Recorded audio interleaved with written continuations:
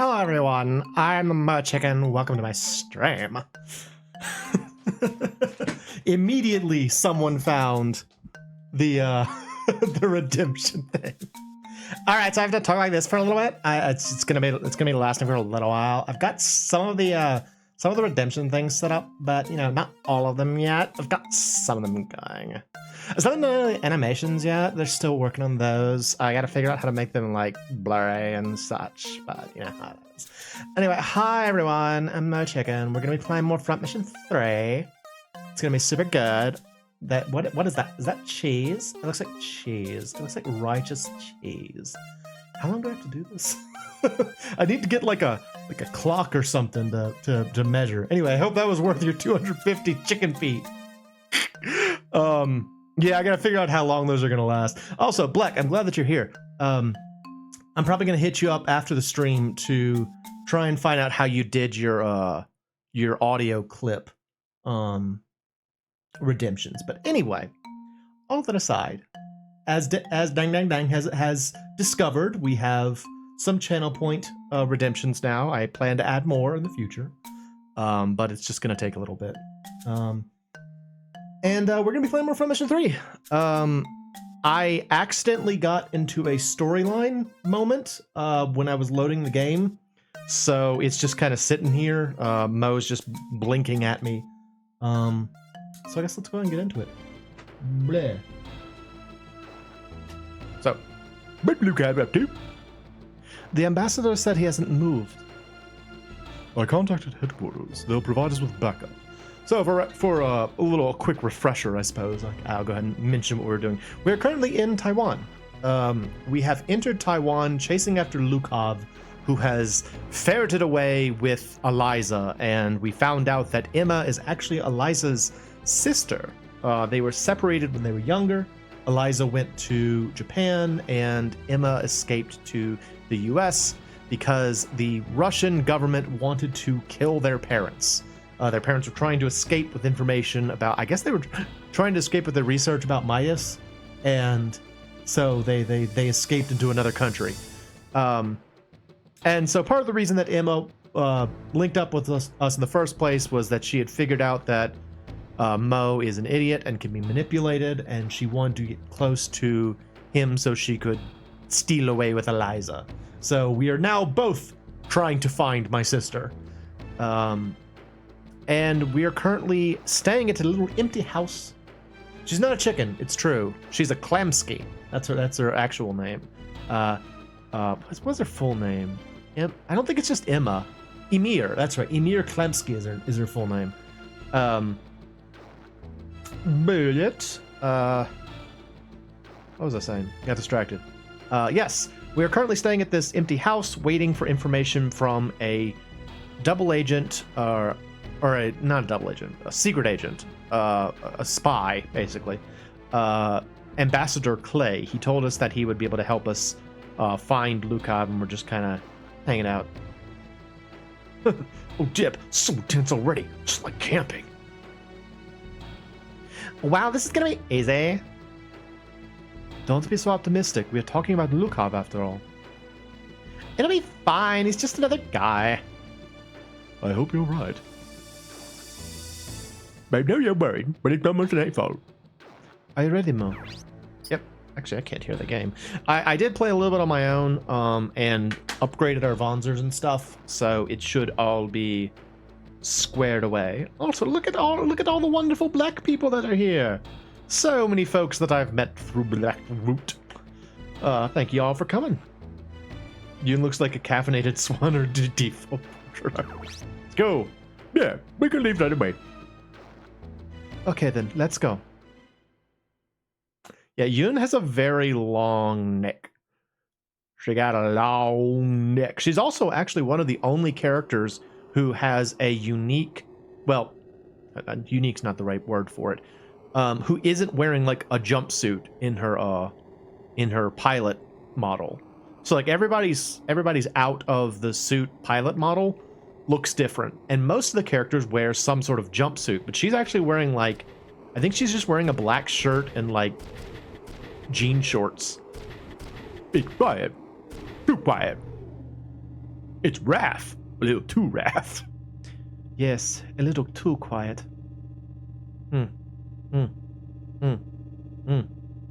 You're being paranoid. Lukov is probably fast asleep right now.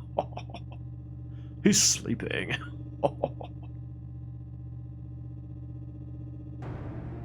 Oh no! Lights! What's going on? How do lights work? Oh no! Oh no! The Changli army is here! What's the meaning of this? Where's the Changli army? I think our ambassador is rather unreliable.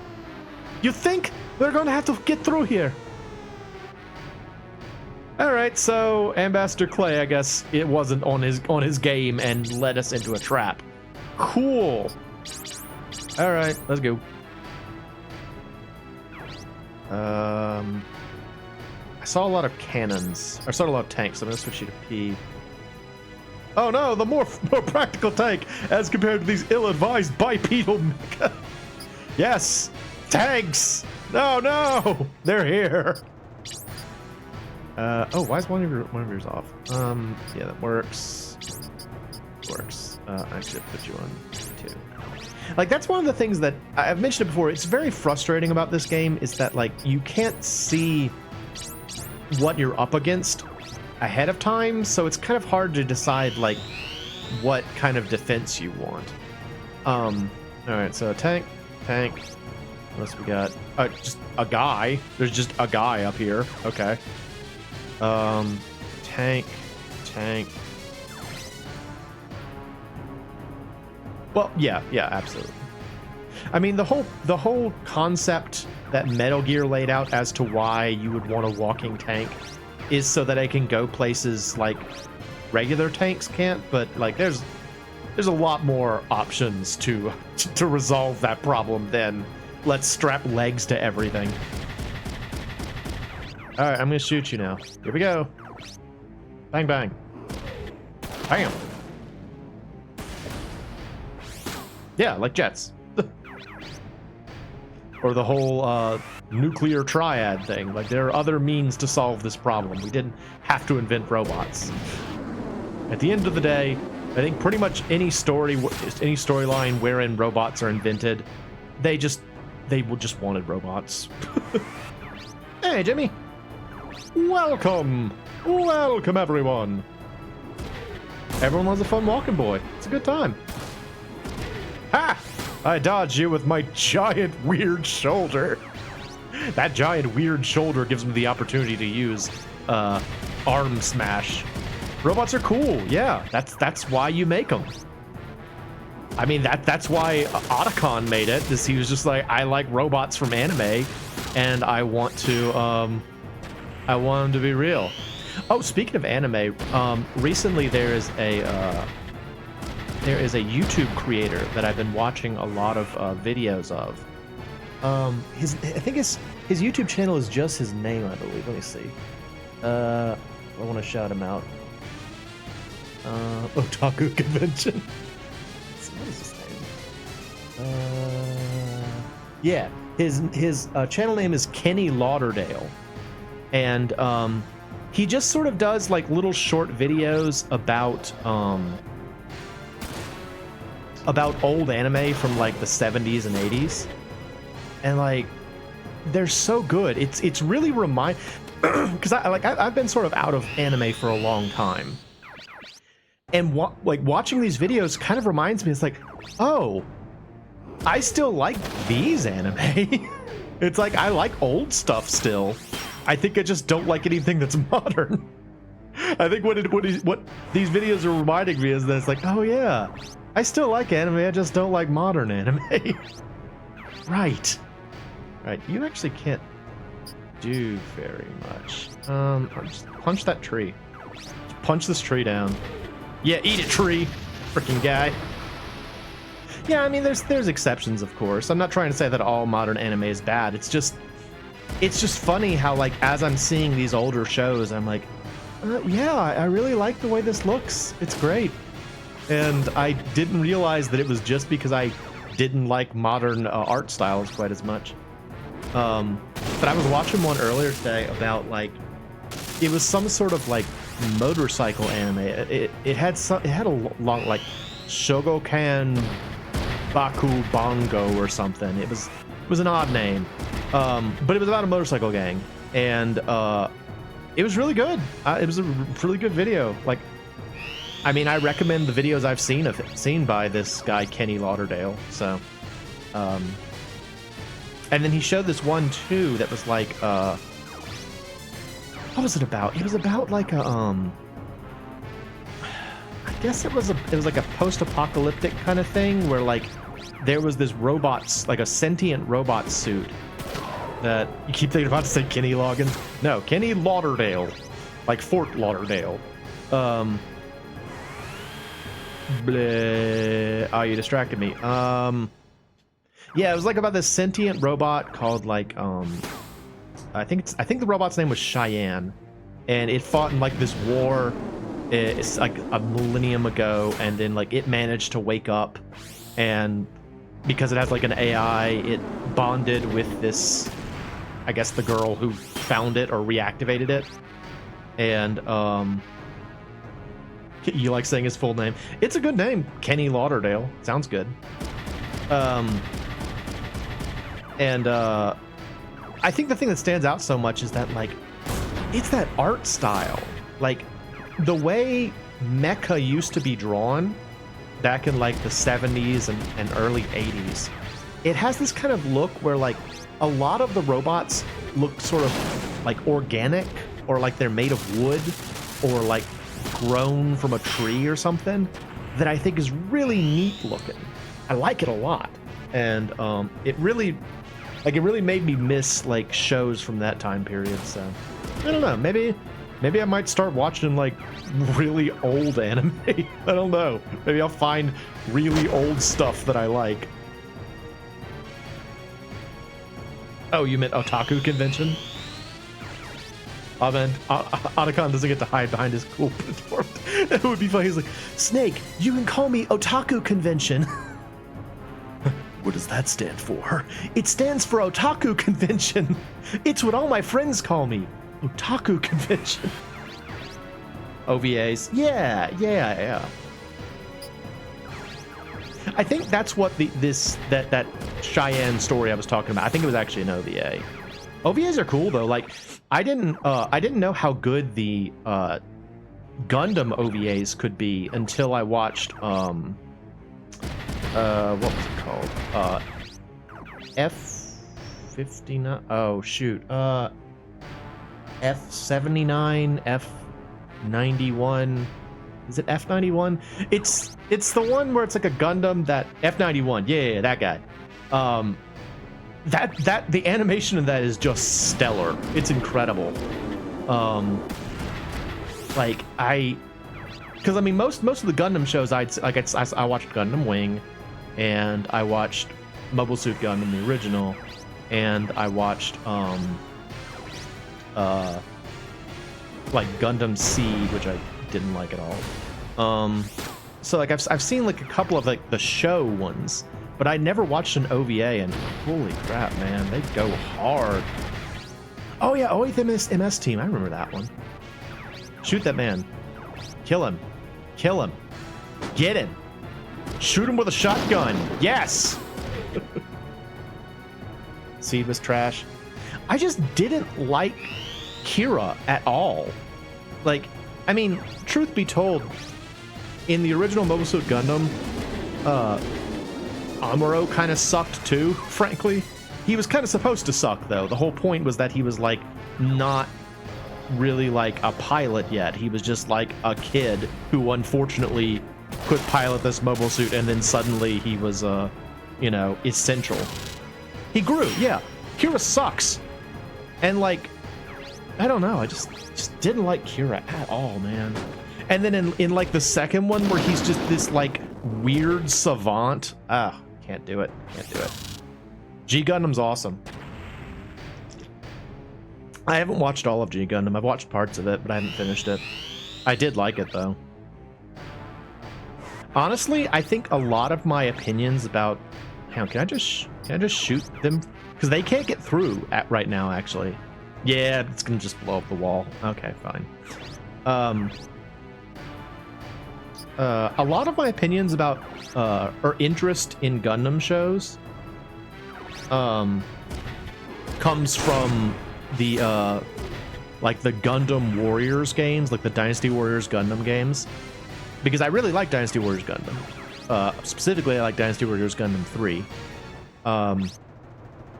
And I just kind of like I was like, oh, I like this unit, I like this unit, and I wanted to like learn about all of the Gundams that I played as in the game. So,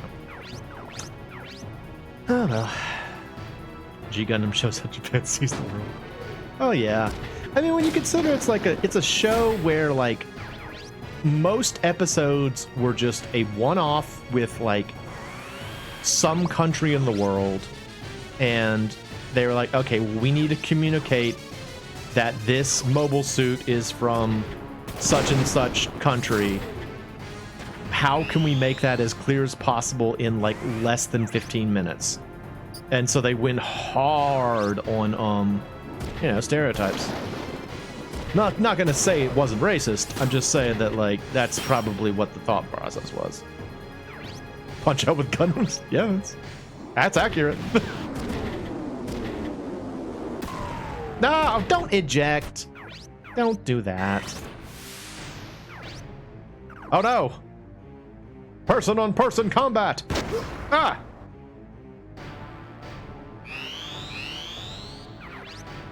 Get back in. Actually, this looks like they're using impact weapons. All right. Actually, he can't do anything because I broke his arm already.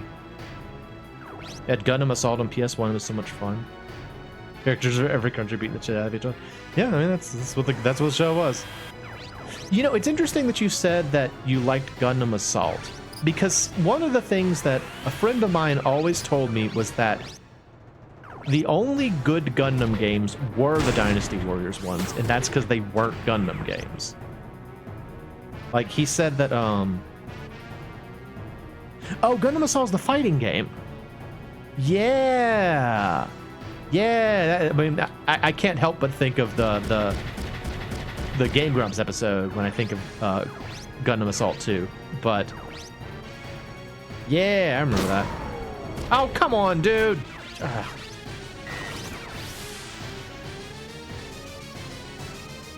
Anyway, yeah, he said that like the only good Gundam game was a Gundam game that's not a Gundam game. All the other ones are trash. And as a result of that, I don't know that I've ever really played many other Gundam games.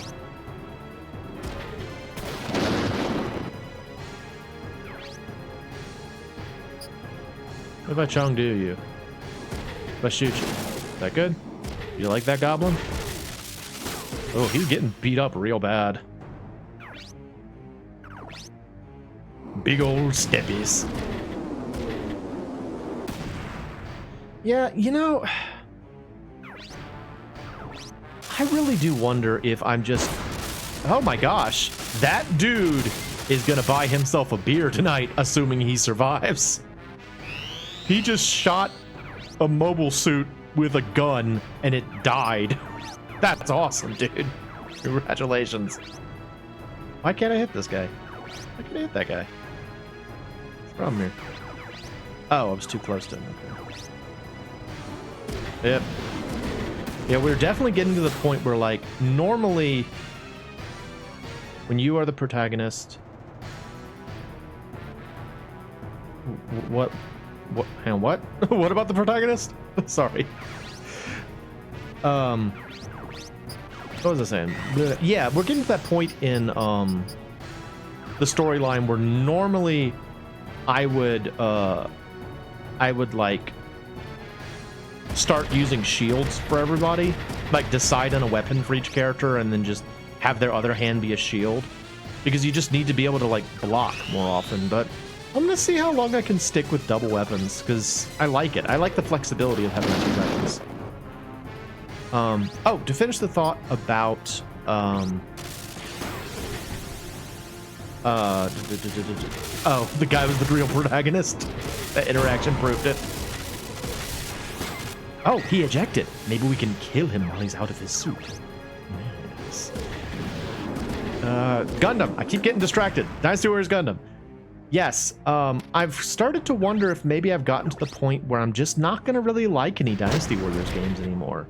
Because, like, I tried playing a little bit of Dynasty Warriors 1, which is the most recent one that has come out, and I had heard it got pretty good reviews, but, like, I don't know, I wasn't enjoying it. You find them pretty boring? I mean, from the start, they're mostly just games that you play to, like, distract yourself. Like, there's not really a whole lot to them. They're just kind of like, you just grind forever. But there was always something really fun about that. I used to play them all the time with a kid.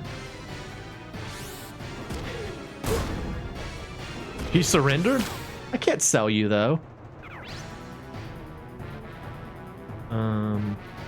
Let's see. All right. So he surrendered, but you did not surrender, so I can still shoot you.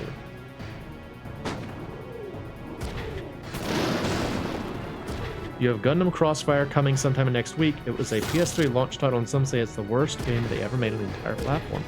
Amazing.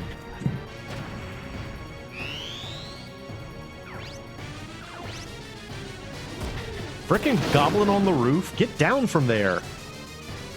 Get down, goblin. Get down, goblin. Get down, goblin. There's some gems of bad games you don't play for YouTube. Yeah, I think terrible games for YouTube are like best as one-offs. I think that's in large part why I really liked early Game Grumps. Was I liked when they would just play like random little one-offs that are just like they just pulled it off the shelf, and I mean for very legitimate reasons, like they have to make money. They can't really do that as much anymore, but there's just there was just something so fun about, like, I don't know what this is, we're gonna play it now. 10-20 minutes of a bad game. Yeah. It also made series feel kind of more, this goblin really has it in for Emma.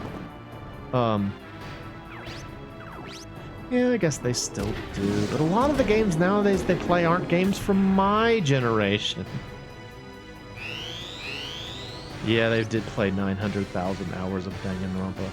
It's still listed as like one of their most popular series too. Like if you go to their popular series playlist, it's like Danganronpa 1, Danganronpa 2, and then Breath of the Wild or something.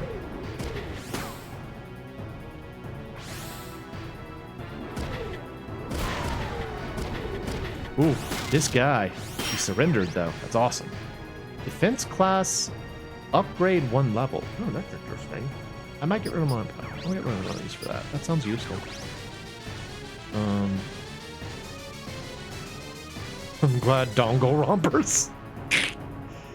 Yeah. I remember there was one episode. I don't remember what kind of it was. I think it was the Grumps episode, like a 10-minute power hour or something, where they mentioned that they have finally finished Danganronpa, and they're like, it's so nice. It's like my life is different now. It's like I was so used to playing that like every weekend for like a year, and now it's like I've escaped now.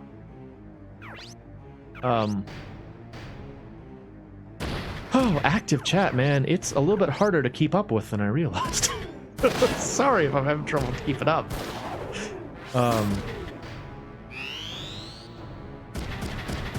What was I even talking about? I don't know. Whatever.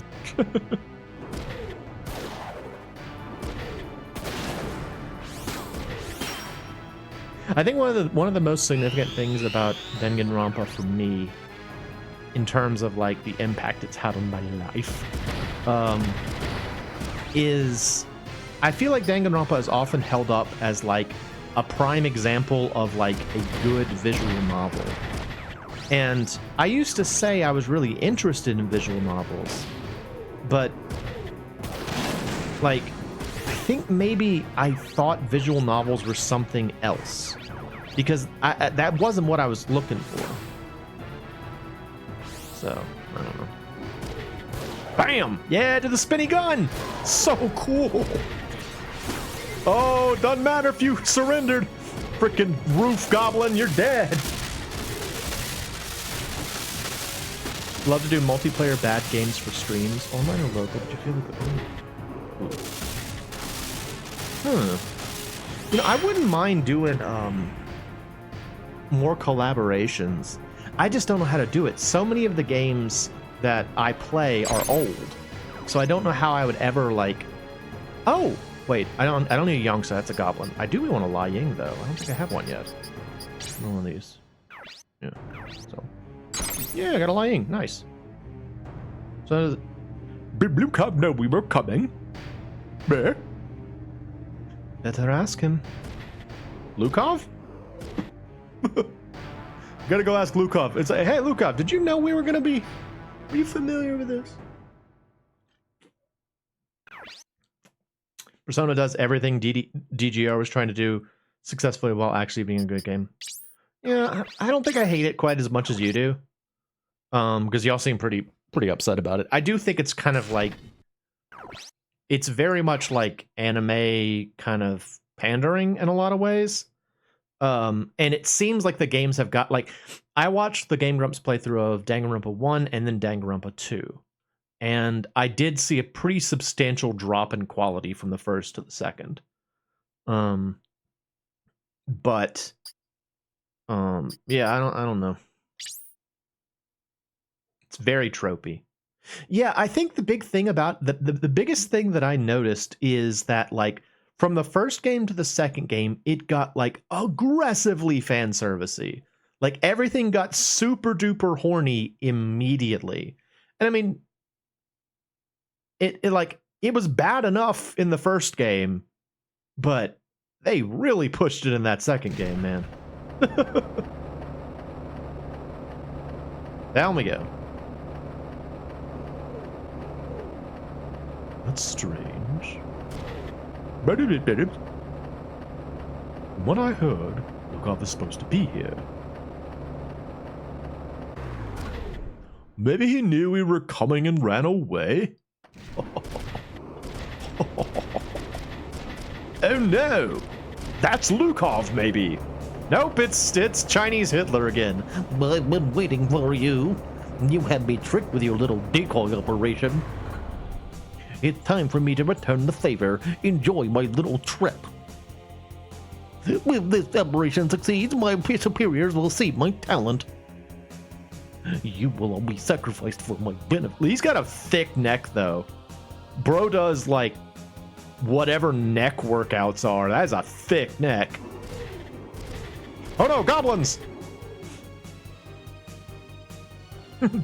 Damn it, Chinese Hitler! We've been had.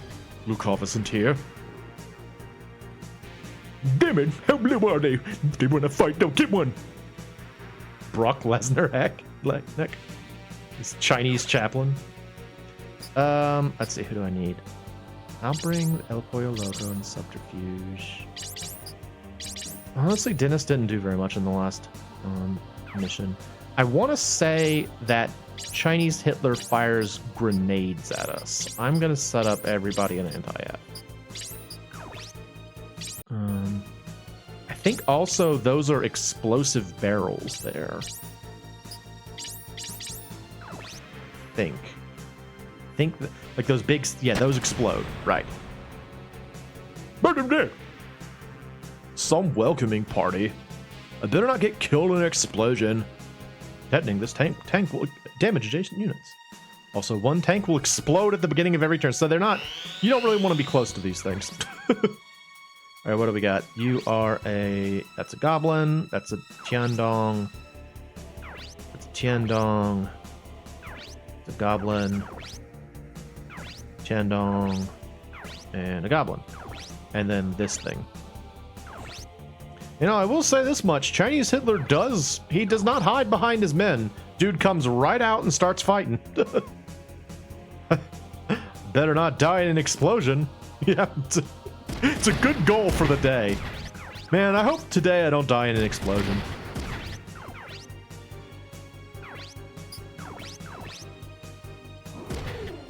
Wait, no, I didn't want to use the oh, I didn't mean to use that. I wanted to punch. Nuts. I didn't mean to do that. All right, use. Nope. No. Come on, get your head in the game now. Come on. Come on. Why does a goblin have a shield? What's a goblin doing with a shield? Arrest this man. Bat.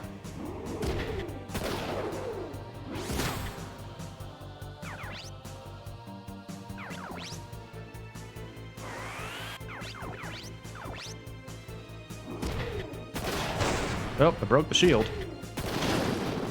Goblin D's nuts!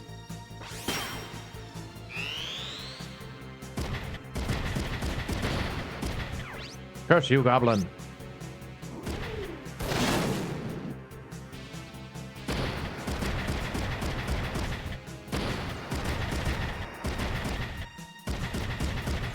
Oh, I never finished the thought about Dynasty Warriors. Yeah, I just feel like... I feel like I haven't really enjoyed it since, like, 8. I like Dynasty Warriors 8 pretty well. But ever since then, it's kind of just like, I don't know, man. I'm not into it. And I know that 9 was generally received poorly, but even this most recent one, which I heard was received pretty well, I was kind of like, it just didn't seem fun. And I think part of the reason for that one, admittedly, is because in the most recent Dynasty Warriors game, you don't actually play as like the famous people from Chinese mythology, Chinese history. You're playing as just like some dude who happens to be around all of those people, and it's just like a lot less interesting. All right, no, not you. You know, it's like I want to play as like, you know, Ma Chao or like Guan Yu. I don't want to play as guy who happens to know Guan Yu, you know? It's a lot less fun. So, whatever. That said, I will still say that, oh, nice, Emma! Super good! Yeah, get out of your suit! Way to avoid the counterattack there. It was awesome. I will say that, you know, it's thanks to Dynasty Warriors that I read the what do you call that thing? The Romance of the Three Kingdoms. So I like the ones that are based around existing IPs way more than the Chinese history ones. Yeah. I think I've just gotten used to the Chinese history ones. Like, I grew up playing these games with a friend of mine down the street, and so, like, all of those characters from, you know, Chinese history feel like old friends. And I don't know, I've gotten used to them, but like, I don't know. It's not as much fun if it's not like, if you're just playing as like some dude. It's the same way I feel about RPGs that use like what I call grunts rather than like named characters. Basically, when like, so I know some people are really into games where you can like make your own character and you know, name everybody and like you make your team and exactly the way you want them to. But I find that usually for me, I just kind of get like, I don't, you know, they're just like they don't have personality. They're just a, you know, just an entity that I'm playing with. It's a lot less fun for me. You didn't realize Romance of the Three Kingdoms was literature. Well, I mean, it's a book.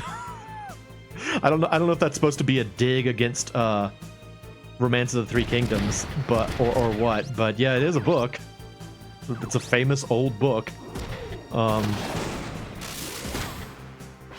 But what was I saying?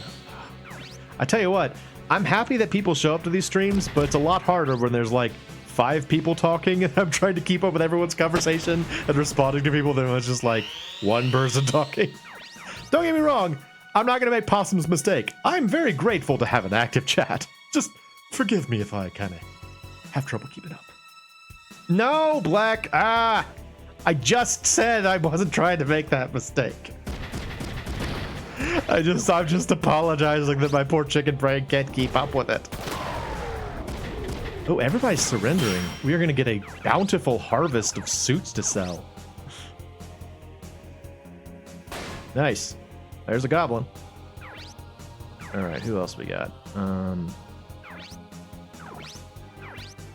right, hop out so you can get that guy.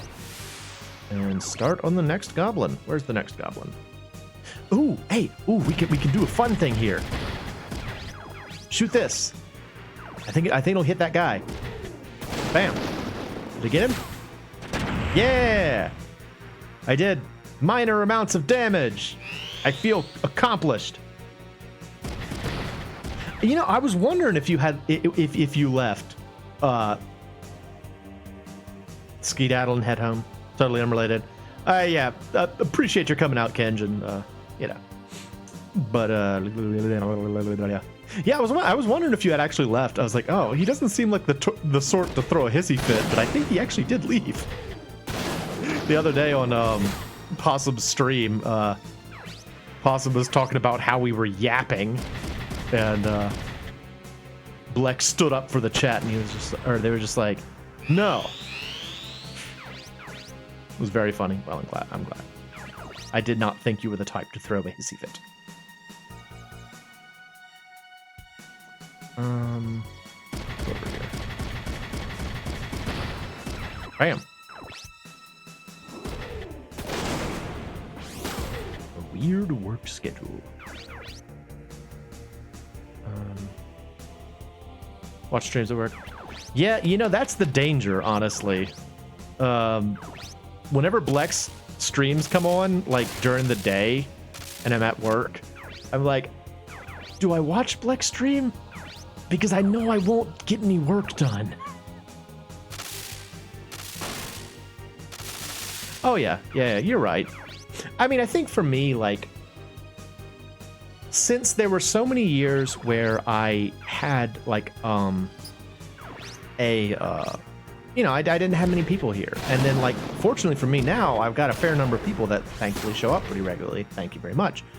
But when you go from, like, not really having to, like, having plenty of time to, like, read things and converse to, like, trying to keep up with, like, a lot of people talking, it can be challenging. And I don't know how, like, people that have really active chats don't go crazy just trying to, like, keep up with all of it. You know, you watch something like one of Ian's streams or something, and Ian even has kind of a slowish stream or slowish chat, but like just trying to keep up with all that, because like I feel as though if I don't respond to something, I'm being rude, and so like if I don't respond, I'm like I should be responding to everyone. I'm not doing a good job, which in turn results in me just like not playing the game. It's a very unfortunate balance to strike. So that's I think what concerns me the most about the active chat is I'm like, I want to be able to respond, because otherwise I feel like I'm being a bad host. But another one? Ooh, we're gonna get so much money. Not meant as a dig at Ransom of the Kingdoms. It was based in history, but wasn't sure if it was a book by that name. How do I put it? It's very like it was written, I think, in like the 1300s or something. It's a very old book, and it's a romanticized view of feel a sense of obligation or duty to respond to everyone and simply as a yeah, right. That's I think the thing that concerns me the most is I'm like I've got people over, you know. It's like I got people. What, like, I feel like y'all are with me in spirit or something, and so I'm like I shouldn't make my guests like sit around and wait. I should respond to them, but also it's like being in a room where everyone's having a conversation, like it's being at like a party and everyone's talking and you're like, how do I respond to everyone in the room? I don't know. So anyway, sorry if I missed things. To get back to Cyber's point, yes, it was a romanticized view of a certain time period in Chinese history. It has a lot of historical reference, but some of the actual events are kind of overblown, and a lot of the characters, in particular Liu Bei, are romanticized. as for whether or not it's a fun book to read, I think it was fun for me. Like it's like 1,000 pages. It's a long book. It was fun for me because I already liked that time period. If you don't care about the Three Kingdoms era in China, you probably won't get through it. I'll be honest. It's a lot of characters. You know, it's like a ton of people whose names you have to remember. If you, like me, aren't really familiar with Chinese names or don't have a whole lot of experience with Chinese names, your eyes might start to glaze over after a while. Like, the reason I was able to kind of keep track of who was doing what was because I already... Oh, no. Yoon. That's a bad situation. I already kind of knew a lot of the people, and so I was like, okay, well, I know who Liu Bei is, I know who the Shu army is, I know these things. So, yeah. I don't know if I can really recommend it if you don't already have interest in that time period. But if you do, you know, it's kind of neat.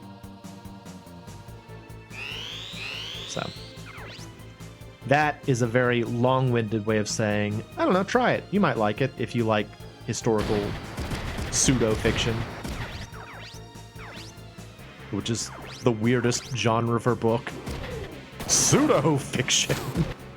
It's like fiction, kind of.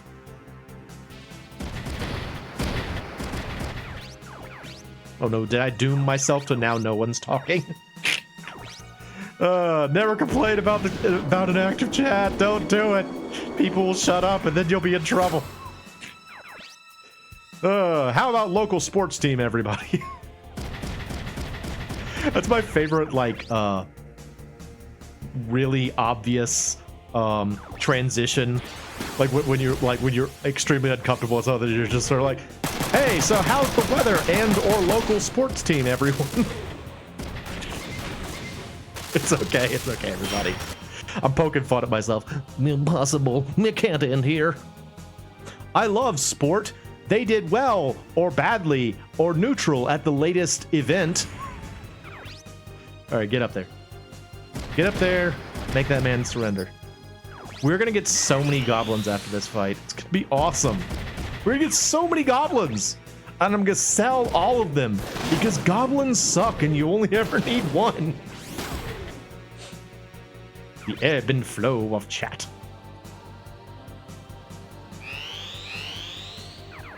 Alright. Shoot that goblin. Get down, goblin. Get down, goblin. Nice.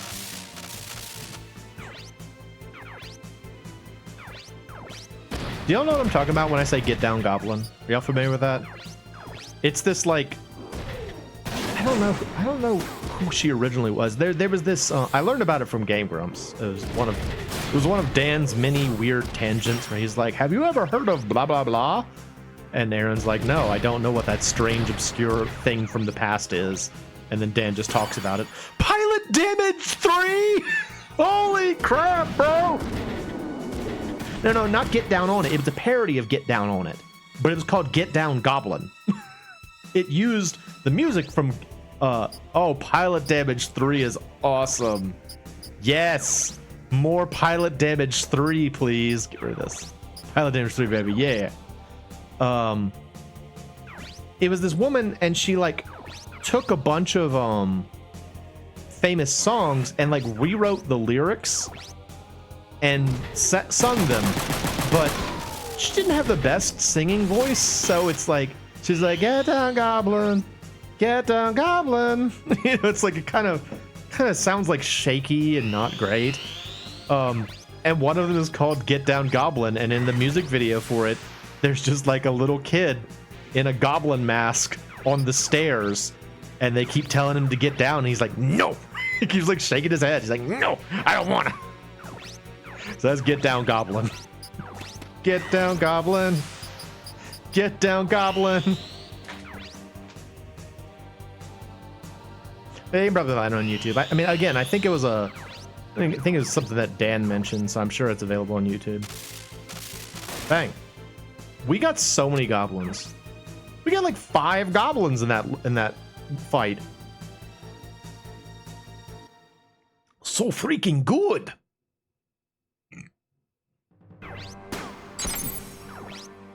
Okay, we didn't get 5. We got 3, but we did get 2 Tiandongs, and I'm going to sell all of them because I don't need them. Look at that. $9,000 from that. So much money. 9,000 future credits. Where are Luca and Elida? Tell me. I don't know. Why do you think I would know? I'm also trapped here. I'm not sure. They may have lured us here so that they could escape. What? You mean the ambassador's unreliable? I would like that. I would also like $9,000. The ambassador may have sold us out. Not Clint Eastwood. You mean the ambassador working with Luca? Isn't it a little strange? The enemies always ambush us. Do you think someone is leaking our plans to the enemy? But the other unit that was supposed to help. It's a good chance they're being tricked too. Let's pull back for now then. Let's go ride in the submarine some more. Can we get in the submarine? I really like the submarine. Let's replan this by ourselves. In the submarine. I just love the mental image that, like, Dennis is just obsessed with riding around in the submarine. It's his favorite thing. Him just driving it with, like they gave him, like, one of those little, like, preschool plastic steering wheels, and they're like, oh yeah, Dennis, you're driving the boat. He's just like, I'm so good at this. I love this. All right, how did she get pilot damage 3? Because that's awesome. Again. Oh, unrelated. Again made me think of it because I thought of the Teletubbies.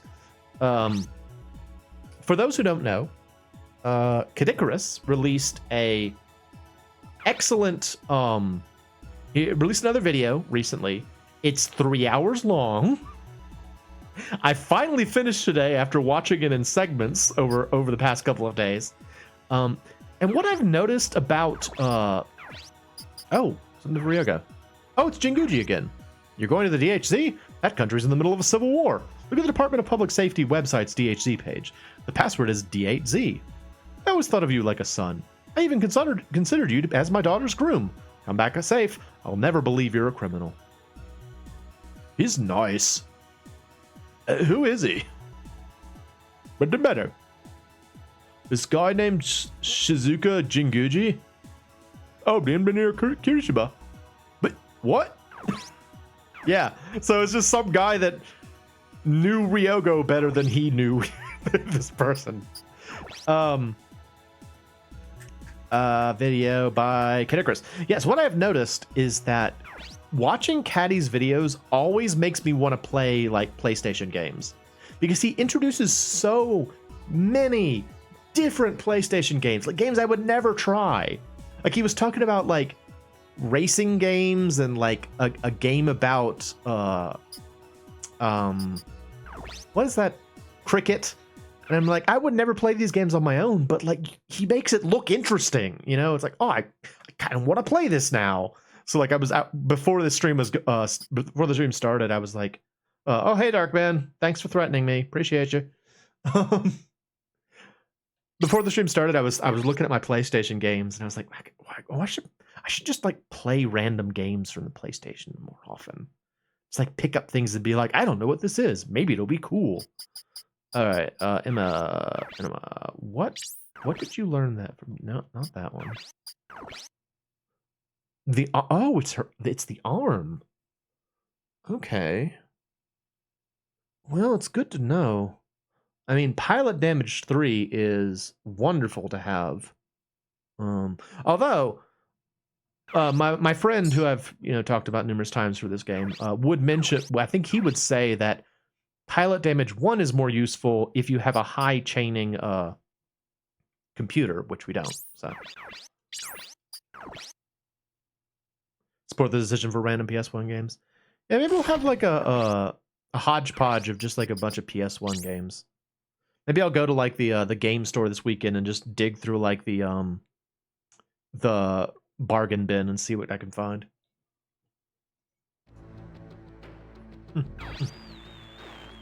They know where we are. It isn't Mayfair. Yes. They'll attack here next for sure. Let's move on. Trying my nose is a very fun trip to the TurboGrafx library for you. Yeah, TurboGrafx is cool. One thing I've learned about TurboGrafx is that like so many of the good games on the TurboGrafx are the disc games, frankly. Like I think I mentioned to y'all before, but I played a lot of, or I found a website where you could buy reproduction discs for TurboGrafx, and I got a couple of them. There's some cool stuff. I'm actually planning to do a series on at least one of them sometime here in the future, but I don't know.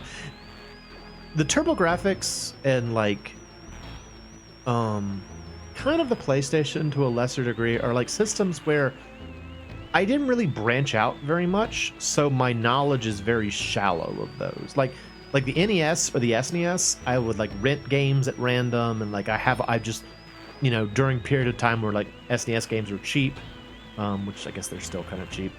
I would just like pick up, I'd be like, this looks interesting, I never heard of it, I'll play it.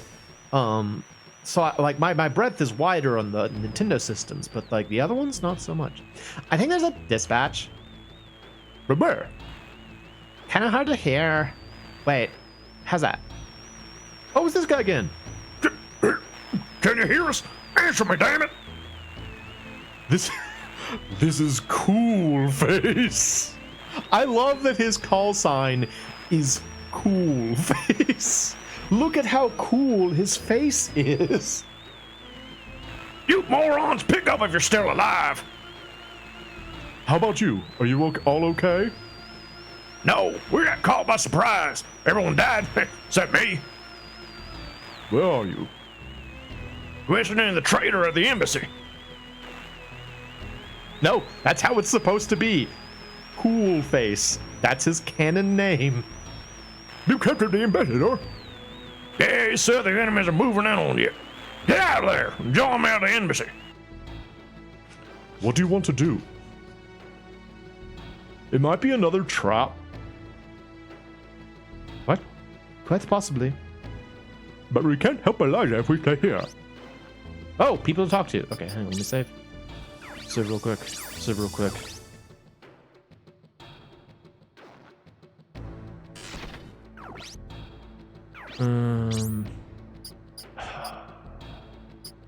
Dennis. We have to make a decision now. Okay. Emma. You're right. We can't save Eliza if we stay. Ryogo. This stinks. We should think it over. Yun. Nice. Cut the crap. Let's go to the embassy. Don't you know adults need to talk things through? It's not like you ever think things through. Oh. Yun is right. Are you calling me an airhead? Yes. No. Yes and no. I mean about going to the embassy. We need to ask the ambassador about Lukov. Yeah, risky part of the game. All right, let's head out before the enemies reach us. Cool Face away! Oh, Guitar Man. Yes, I have played Guitar Man. I actually did a very short series on Guitar Man. I'm gonna check on the bar real quick. Every once in a while, the bar conversations change and you can get things there. Let's see if there's anything in here. Okay, so that's double mustache man. Nice guy. Same stuff. Okay. Dahan Daily. Crazy man. Blah, blah, blah, blah, blah, blah, blah, blah, blah. Look how angry this man is. He's super angry.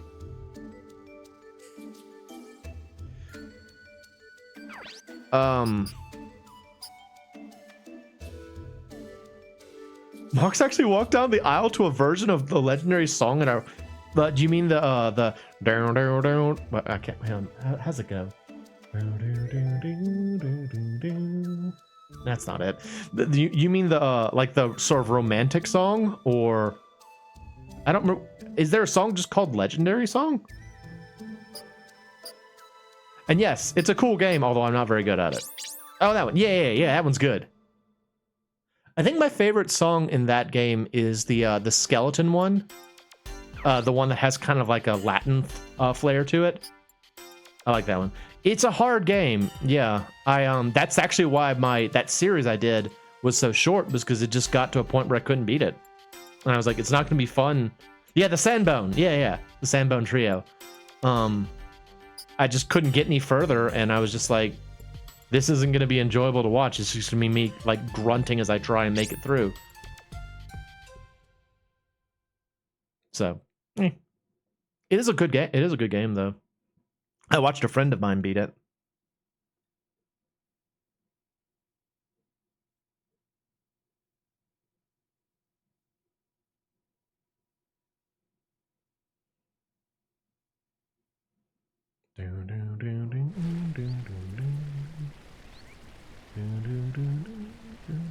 I'm not getting the notes right.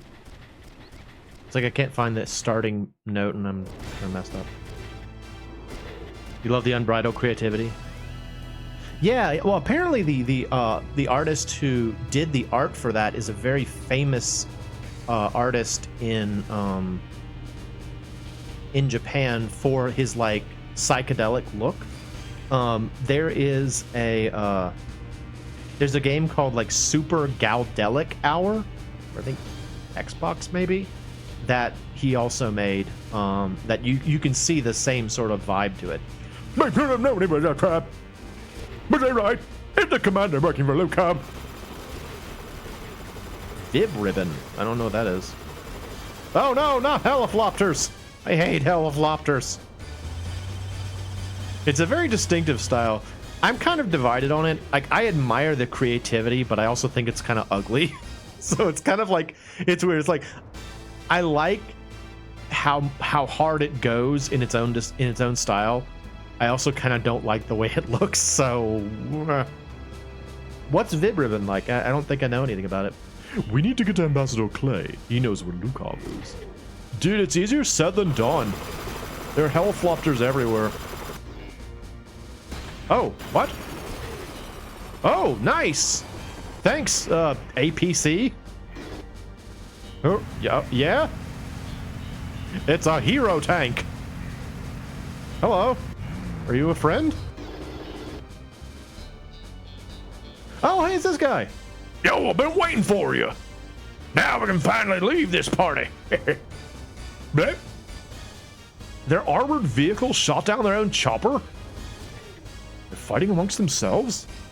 Hey, I'm not the enemy. You better not hit me. No, he's on our side. Pay attention, we're in combat. Let's go. Oh, we've discovered the manly man character. So manly. All right, I want you. I want you. I want you. And I want you. Dub Guitar Man. I think Guitar Man charms me because it's a little ugly. It's in the kind of naive design and the fact it's all done with traditional me. Yeah, I get that. Vivian is a rhythm performer with stages generated by the CD you have in your. Oh, I'm gonna have to look that up. I've never even heard of that. That sounds cool though. All right, anti-P, and you two can be anti-impact. That sounds like a really cool idea. It reminds me of there was a game called Ciel No Surge. It was never released in America. It was a PSP game, and it had this mechanic where you would use the PSP's internal camera to take pictures of like UPCs, like barcodes in like grocery stores to like power up things.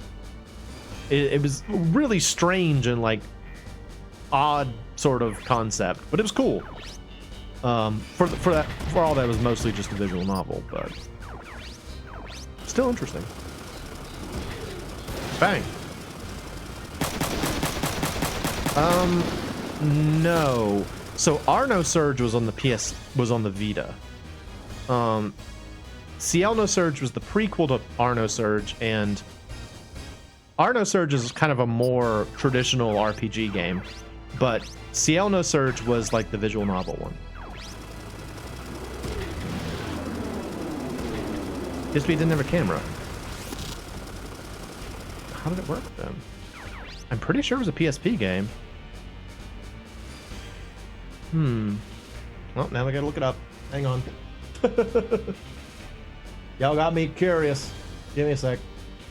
CO no surge.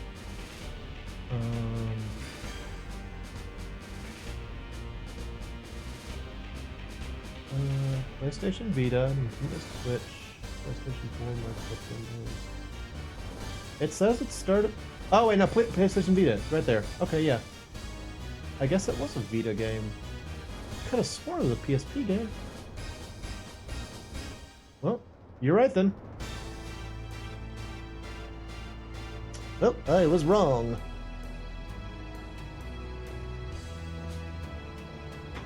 Looks like you were right, dang dang dang. But yeah, it wasn't released in America, and from what I understand, there was like there were many requests by fans of Arno Surge to release CL No Surge, and like apparently the creator of the game is just like, nah, we're just never gonna do it. And the rationale was like, that game is basically just untranslated text, or is just text and references to Japanese products. It's not gonna translate well, so they're like, we're just not gonna do it, which is a shame because Arno Surge, which again was the only one that we got in America, is a very direct sequel. So like, there's a lot of stuff that, without that context, you're just sort of like, what is going on in this game? Like, there were a lot of moments when I was playing Arno Surge, and I was just sort of like, what are we talking about? Who is this? What is going on here? Especially closer to the end of the game, like, it gets very confusing if you have no context. So I was happy that someone online did a playthrough wherein they translated everything. Because at the very least, that means I got to understand what the story's about. But definitely a lot of missing context otherwise. Bang.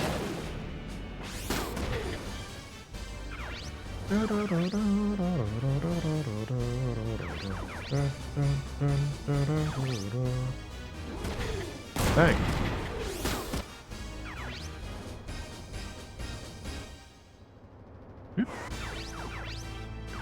Double shot.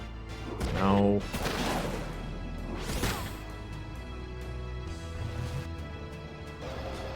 Oh, dude, don't get next to a Tiandong. Thinking of all the iToy stuff they had in the PS2 era. Again, that's the kind of thing that I feel like Caddy's videos would introduce to me.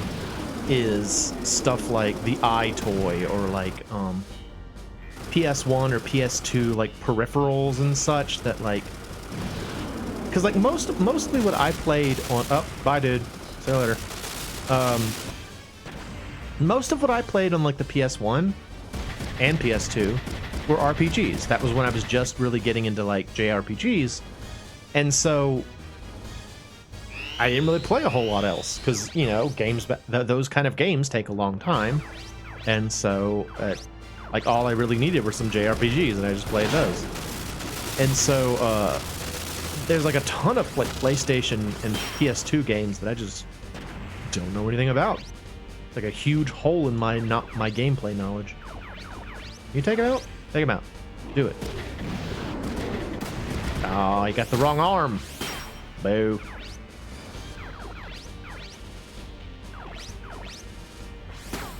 Zoom. Look at how like stocky and beefy the Tiandongs are. They're such like burly, manly man robots. Big, powerful robot pectorals.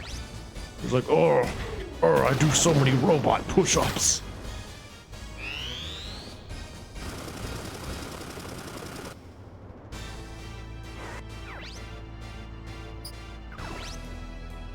Oh, you could have double assaulted him, probably taken him out. Ah, stunned. Big, beefy robot pecs. Oh, so strong.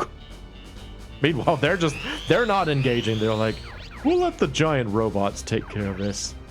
He robo lifts. Forklifts? Y'all are funny.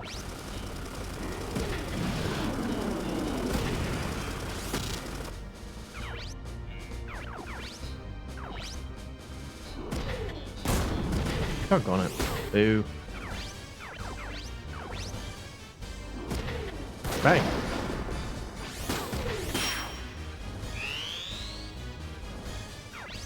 Do you even robo-lift, Robro? Robro is something that deserves more attention than it has received thus far. I love the idea of Robro. I might have to draw Robro later. Robro, do you even lift Robro? Robro. Robro. So cool.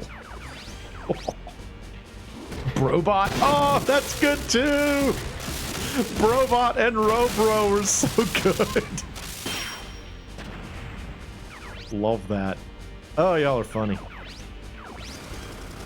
Y'all should just do the stream. I'll just play the game and be quiet. Side note, that's actually one of the things, what's one of the default options they give you for channel point redemption is make me stop talking for a while. You can do that. And it's on there. If you want me to shut up, you can put in some channel points and get me to shut up for a while. I just thought it was funny that that was one of the options, was make the streamer shut up for a while. One of them is a keg that can stand itself. It's just a keg upside down with the hose hanging out the bottom.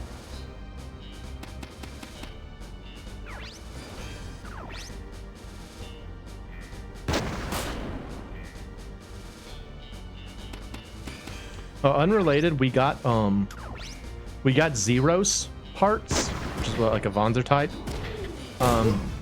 in this last round of upgrades, and I really like them. They're so like out of place compared to the other parts.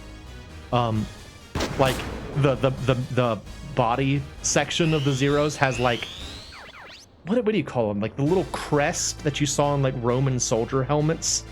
It kind of looks like a brush. And it looks like a mohawk going down. Did little bro... So, yeah. Built different, y'all. The beefy guy. He lifts. Now I'm gonna go punch him.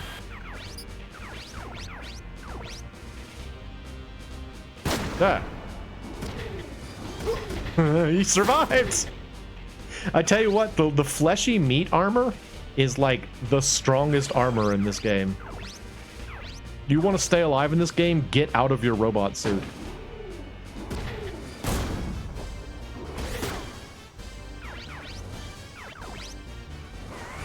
Whee!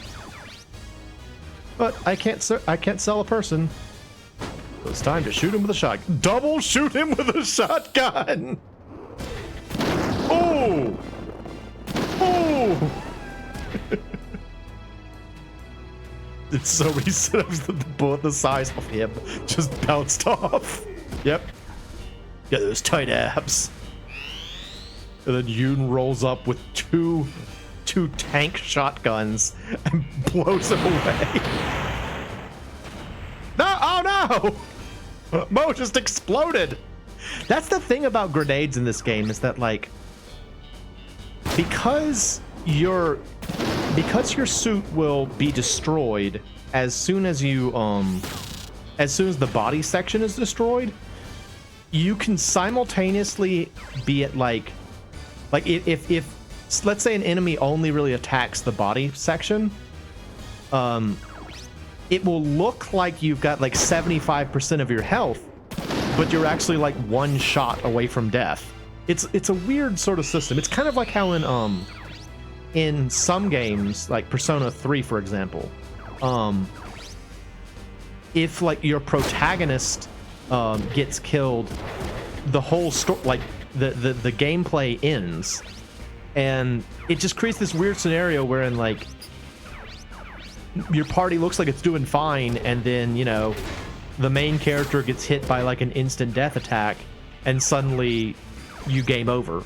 You know, I'm really glad they got rid of that for Persona 4, because you're a huge detractor from that idea. Yeah, I don't really like it. It doesn't make a whole lot of sense to me.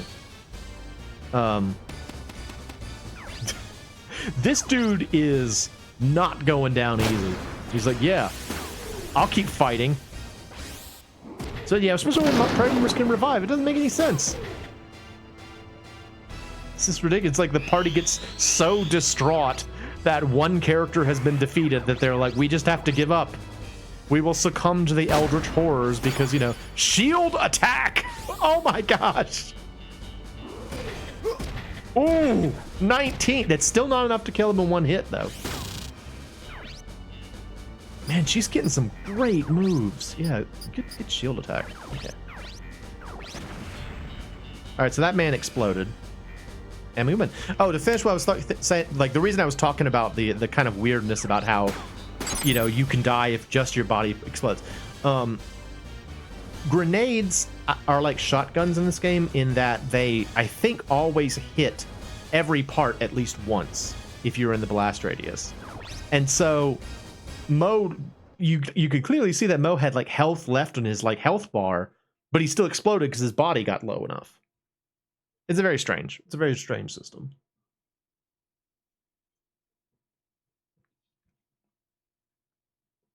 I mean, on the one hand, you can make the argument that, yeah, if the body section of a robot suit is destroyed, you probably can't use it anymore. You can't just be like floating arms and legs, but But The ambassador!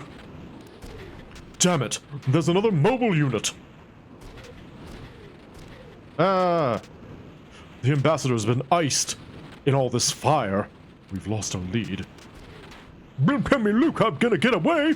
Come over. hey, don't forget about me. Oh yeah. Oh, he's piloting a grapple. Okay, that suit that the USN commander is piloting, it's called a grapple. It's a shoebox on legs. It's the main melee suit of the USN forces, and goodness gracious, it just looks like a box. It's just a big box. I already pried Lukov's location out of him. I beat him up a bunch. It was great. Is that true? Yeah, I almost didn't make it because of that.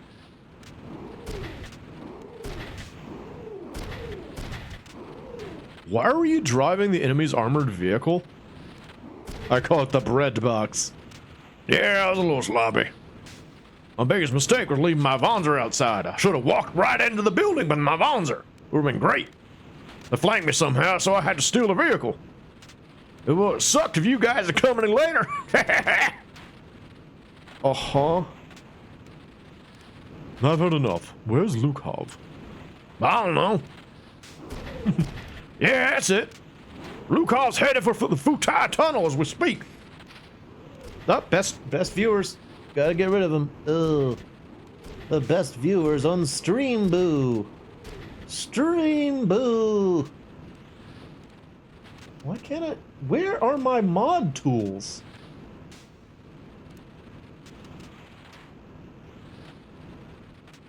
What the heck? Why can't I see the mod icons? The mod icons? Oh, there it is. Okay, yeah, get it out of here. His laughing face is outstanding. Another message. Nope, didn't pin this one. I deleted it. Sorry. So he's going to Dahanzhong through the underground tunnel.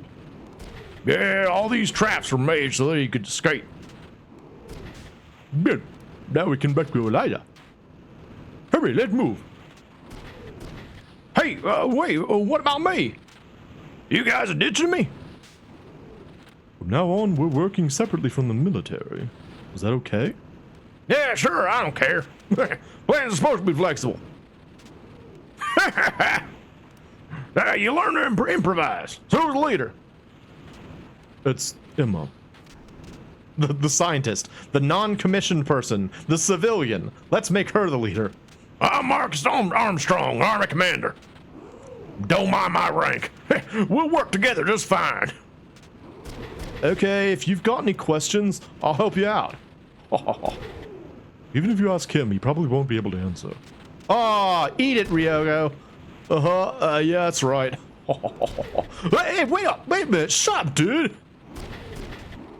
Yeah, it's good to be working with you, boss. Let's make our move. Lukov's getting away. All right, so now we have Marcus. We have another party member. Marcus,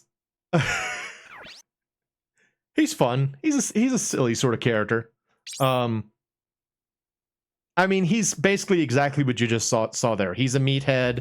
He's just good at punching, and that's pretty much it. He punch good.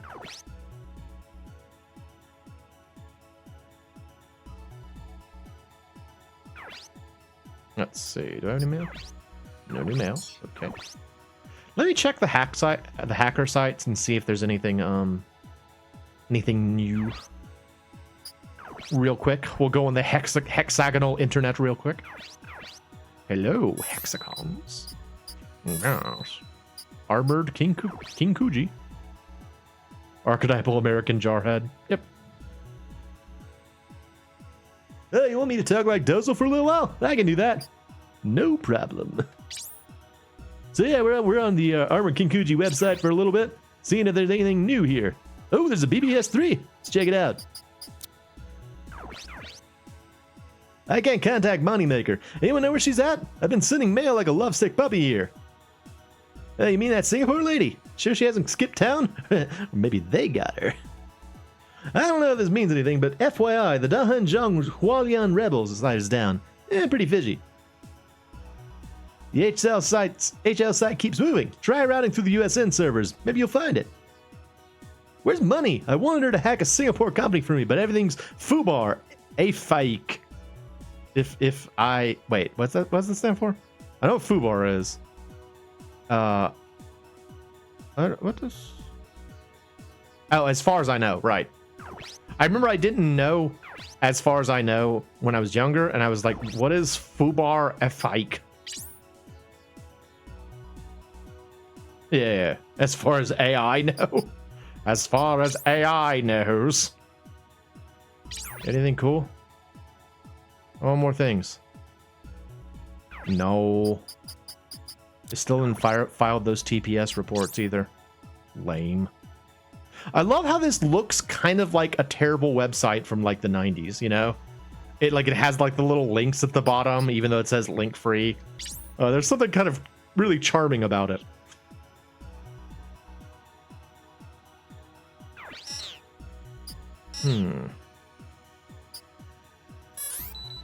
That's just the centipede.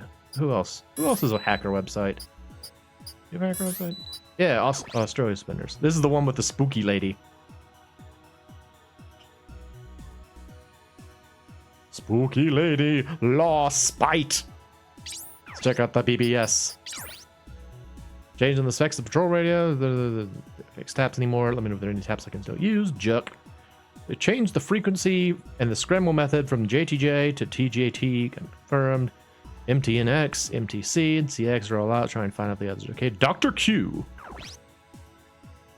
I'm gonna have to check my PlayStation for viruses. Oh no, viruses! Here's the password of the CIU's secret information gate. UFSDFT. Wow, I hate the CIU too. Thanks, Mr. TT. I'm on my way now. Groovy. Thanks, Mr. TT. I made it in. I took a look around. Can someone else take over from here? Groovy. Anything new in the garbage pit? No. Lame. I remember how scary like computer viruses were in like the 90s and early 2000s. Like it was scary. Nowadays it's kind of like, I mean, they still happen, but oh, Moneymaker? Wait, Yoon has a website? Yoon has a website. Let's see it. Yoon, oh my gosh. Palo Pack. Make your life. Yeah? News from Moneymaker. Work is scarce because of a spender crackdown by the OCU and Singapore Police. If any of you are having trouble, let me know. Missing people, information, security checks. I get anything. My loans keep piling up and now I'm blacklisted, so I can't get another loan. Can you remove my name from the blacklist? I can take care of it. Email me your name, ID number, address, and your bank name. The price will depend on the work I have to do. Wouldn't it be easier to transfer fake electronic funds to pay off the debt? You'll come out squeaky clean that way. Okay. So this is just This is Yoon's hacker website. You can tell by how much hacker it looks. With the Palo Palo pack. I said, I have a business trip that came up suddenly, so I won't be able to run this site for a little while. Contact me directly by email. You must be doing well to go on a business trip. If you're going to be down here, I need to talk to you. Contact me, Polly. I need a new type of comm analyzed, but Moneymaker's not around. If anyone cares to take a crack at it, let me know. If it's for Vonzers, I'd recommend getting the underground ROM that removes the power limiter. I can get it if you want. McClan. I just like, make your life! Moneymaker, I have a job for you. I emailed you again and again, but to no avail. Please contact me, Polly. Hey, Moneymaker, don't you check your email? You haven't checked my site either, so write me here. Got a customer that wants me to get in PayPal's development site. Moneymaker, you up for the job? Need to work fast with a big payoff. All right, see you later. So that's Moneymaker's website. Hackers. No, I'm thinking of Swordfish. I was trying to remember what Hackers was, but no, I'm thinking of Swordfish. Corporation DHD. Oh, that's the Dahan Daily website. Okay, I don't want that. USM. Government. No. I guess that's it for now. Okay, let's get out of here.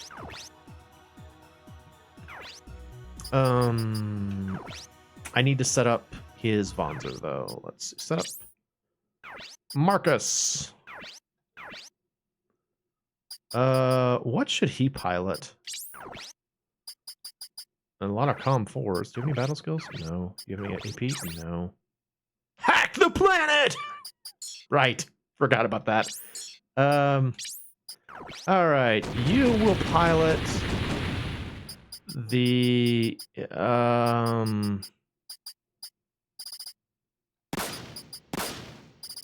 you will be in charge of the dreaded the Shoeboxer. You are now the Shoeboxer. And the Shoeboxer will be yellow. Text entry. So aggressive. It'll fight you. You only have a punch? That's no good. Alright, hang on. Hang on. We gotta do this. Shopping time. Sorry. It's gotta happen. Very important. Gotta happen. Alright, chop. Buying stuff for our new friend, Marcus. Yay, Marcus. The Shoeboxer. Weapon. Left hand. You have a spike. Why do you have a spike? A flamethrower? When did I get a flamethrower? Whoa! When did I get a flamethrower? Oh wait, no. This is available to buy at the shop. Okay, okay. I can buy a flamethrower now, though.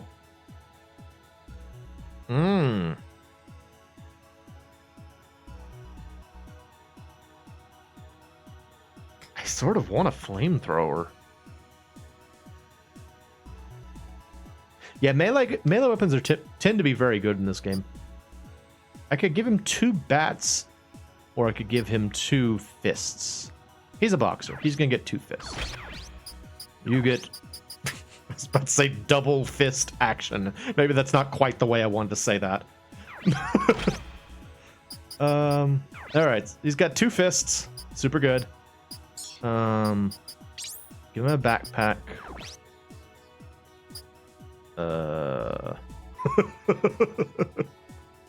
See, that's the capacity. I'm gonna give you a backpack. I'm also gonna give you some stuff. Restore low. What's this? Oh, I don't need that. Let me get you a better computer. Com 5. Yes.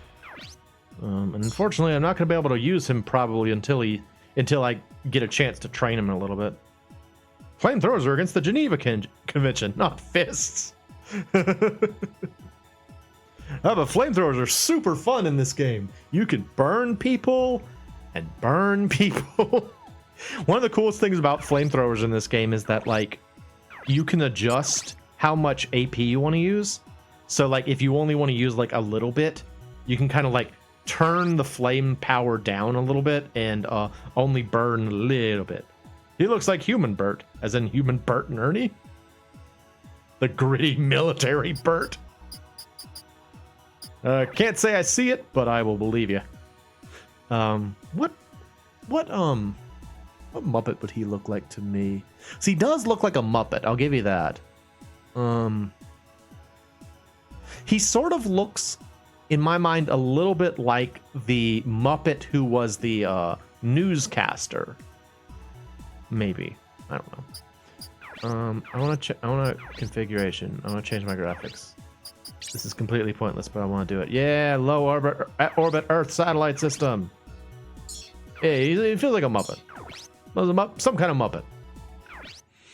All right, save. So we got another party member, which is great. Unfortunately, it does mean that we have 6 party members now, and we will only ever be able to bring 4 people into battle. So I'm going to have to start juggling my characters more often. Which is a little bit annoying.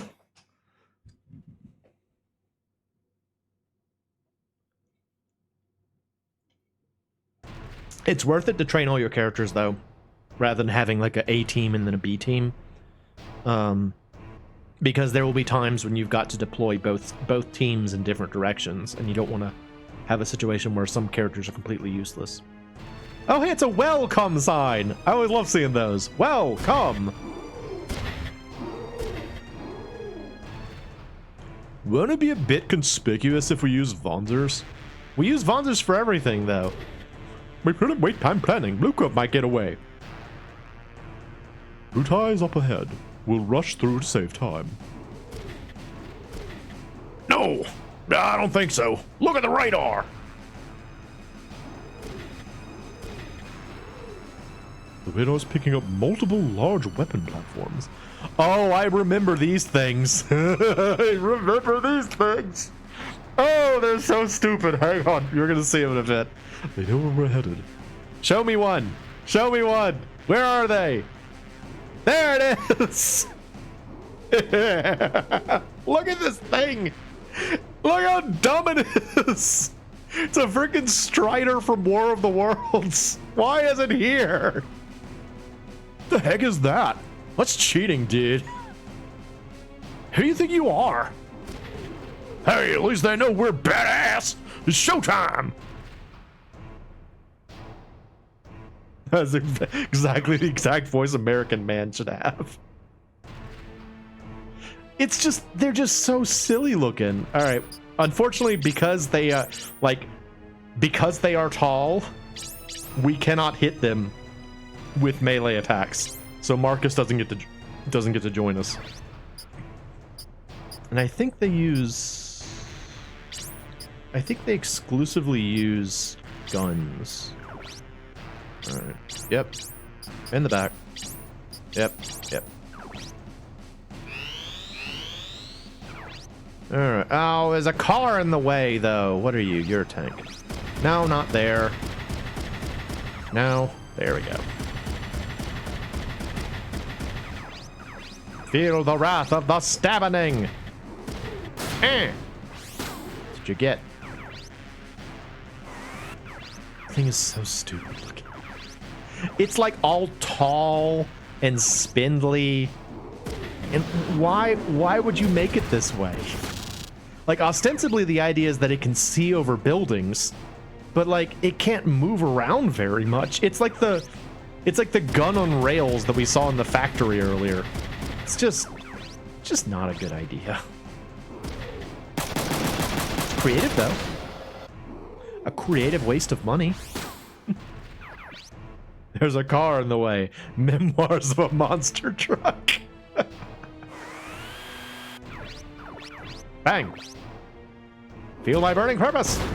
Oh. Don't shoot its tank treads off.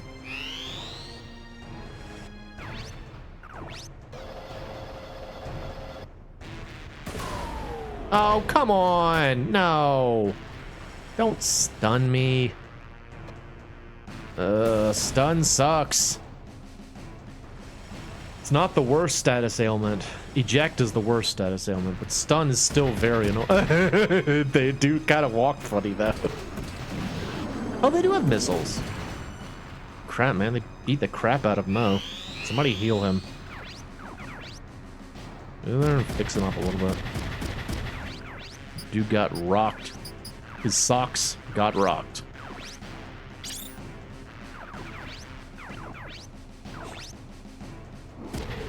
Bang, bang, bang, bang, bang, bang, bang, bang, bang, bang, bang, bang. Yeah, I never played a Half-Life game. I don't know if I would enjoy them. Like, I know that they're very famous and popular, but I don't know that I would enjoy it. So I guess if you haven't played a game, it's hard to know if you would enjoy it, but...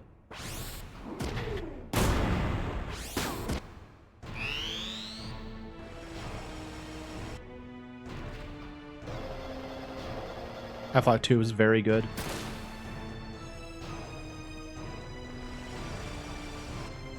An interesting shorts on YouTube the other it was explaining the differences between an artist and a programmer. The programmer tried to make a mech move well.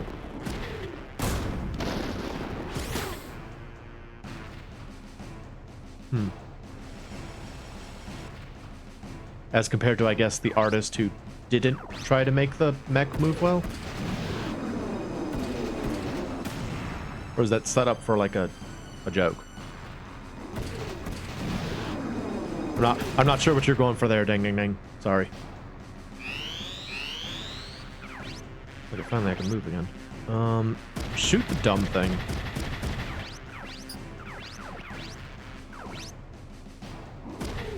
I will admit that what you just said there is part of the niche that I fill at work. So for those who don't know, my regular day job, I work at a, they just provided feedback to the programmer and they got it working. Some of the programmer's initial movements look so janky. Yeah, that's fair. I get that. Yeah, I work for like a research company, and you know, when I first started at my job, it was very unfulfilling because I'm not a very good researcher, frankly. But I am a good artist. And what people found out was that I did a much better job at conveying complex, like, topics artistically because I had sort of both a research background and a artistic background. And so, like, the people that work with me typically say, like, we don't want to go back to working with, like, the standard, like, corporate communications people because they don't know what we're talking about and they don't make an effort to learn what we're talking about, whereas you do. So hopefully I can continue to do this work using that as kind of leverage. That's my goal, at least.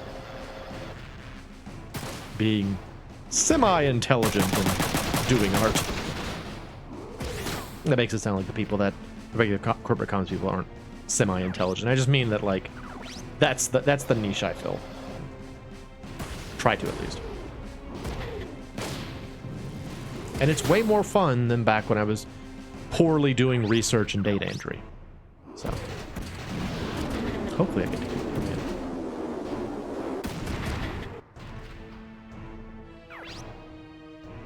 Yeah, I mean, it can be very, like, the people that have worked with me have said that it's a very, very helpful thing.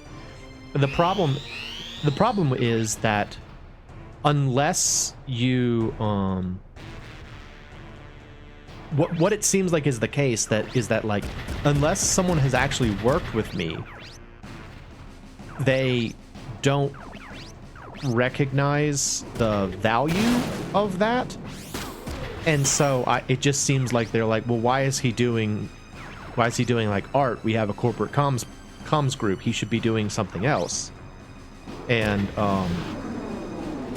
so it can be very challenging for me and for the people that are trying to advocate for me to, like, convince higher ups that what I do is valuable sometimes. So, but the good news is I think I managed to escape another week of layoffs this week, so assuming things don't go terribly tomorrow. My job is secure for a little while longer.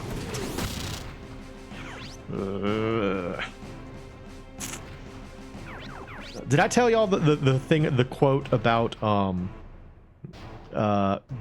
good job, Wesley, I'll probably kill you tomorrow? Thank you very much. Yeah, a friend of mine at work, she said that.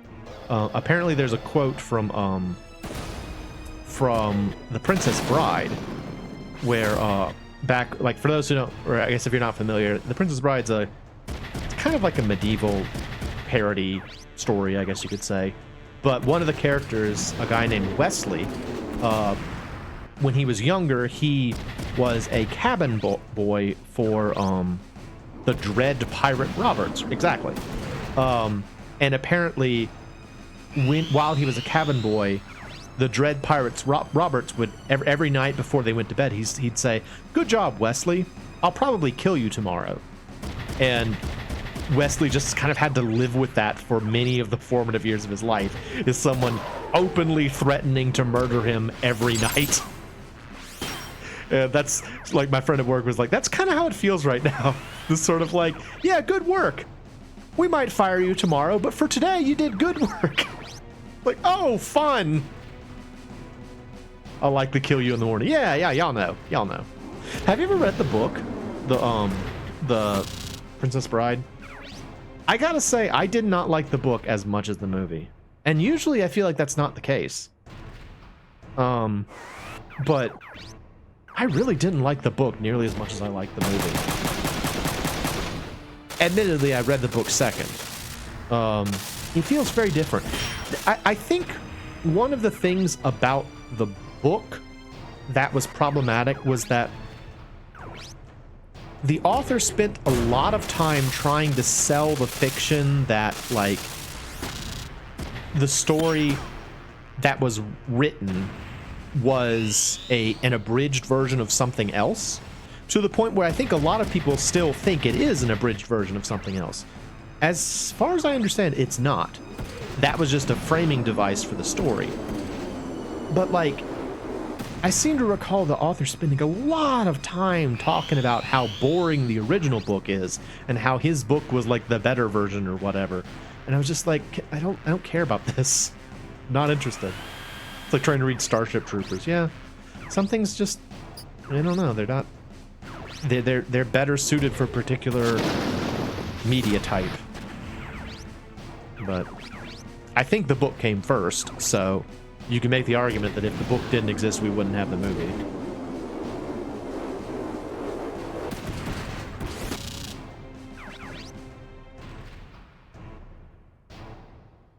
I have some tasty strawberries and some mascarpone. Mascarpone, that's a cheese, isn't it? I think that's a cheese. It does sound good though. Baking, that's where you lurk. Not a big deal. Glad y'all are out here. It's always nice to have people here. Even when I, foolishly state that I can't handle a rapidly moving chat. Starship Troopers work better on film because they recognized the source material was bad, genuine bad, tongue in cheek with it. Wait, so Starship Troopers was a book? That I didn't know. Oh, wait, that thing wants to surrender? Can I sell that? Can I sell the stupid Daddy Longlegs gun turret? It's a book. I didn't know that. I really did not know it was a book first. It's weird. So the book tried to, like, play it straight? Oh man, I'm sorry to hear that. I hope that this is helping. And I'm glad that you're enjoying your tasty strawberries and mascarpone. If you don't mind answering, what are you baking? You baking cool stuff?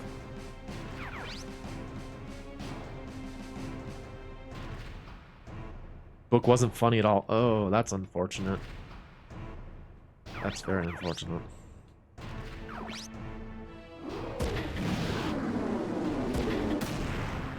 I'm a strong believer in the value of humor in just about any story.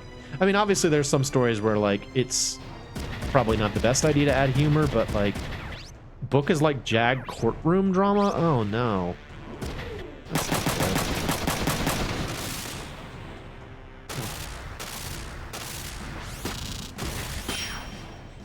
All right. Can I sell that thing? Hey. Bang. Yay, surrendered. Can I sell it? Well, we beat the level.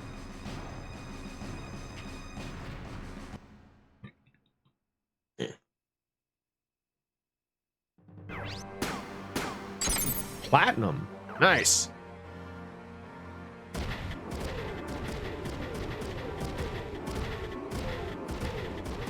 Making parfait. I have no... Wait, you bake a parfait? How do you make a parfait? I think parfait, I think that's like ice cream or like cream and like... See, oh, I love Nilla wafers. I'm the most boring person in the world. I love Nilla wafers. I grew up eating Nilla wafers and I love them. They're so good. The sponge cake. What's up, Mo? Let's hurry. Lucan's gonna escape. Yeah, no.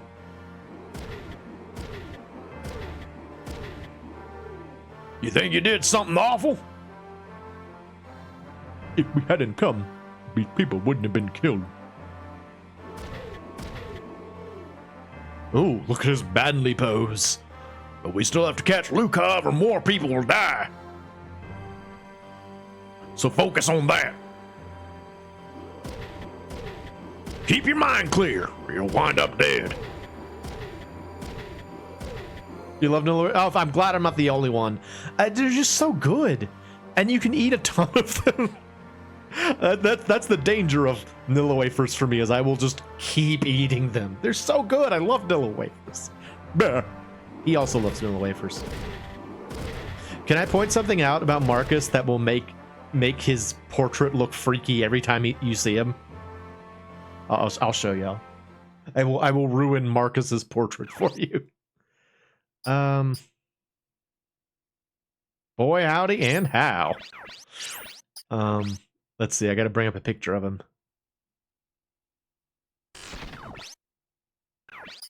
Let's see. Set up.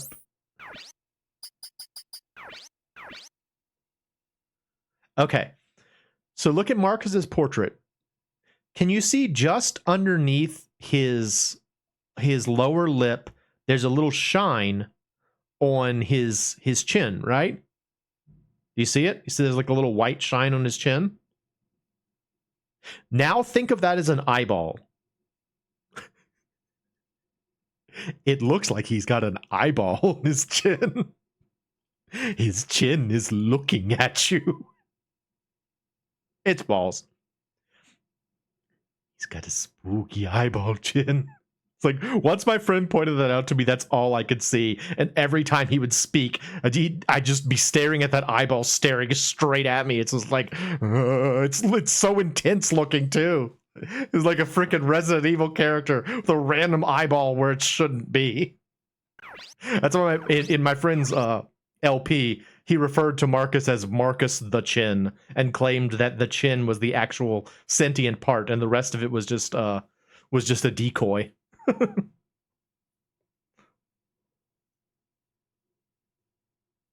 One of the other characters looks like a thumb too.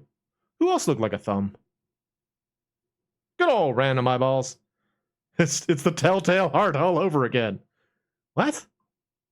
Telltale Heart? You're gonna have to explain that reference to me. Like, I know Telltale Heart was a Poe story, but I don't know. Was there like an eyeball in a weird place in the Telltale Heart, or do you just mean that the way the guy was completely obsessed with the sound of the heartbeat?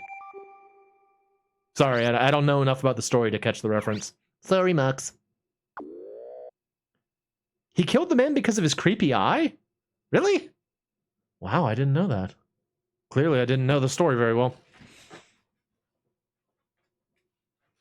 I always get the Telltale Heart, the Black Cat, and the Cask of Amontillado mixed up. Two of those are similar, but I don't think I don't know why the Telltale Heart is the one that it gets mixed up in there. But yeah, those three stories I always get kind of mixed up in my head. Do. Yeah, joke's too highbrow for me. I got eyebrows. I don't got highbrows. Yuck, yuck, yuck. That man was kind to him, but he lost his mind over the eye. Oh, more goblins. Well,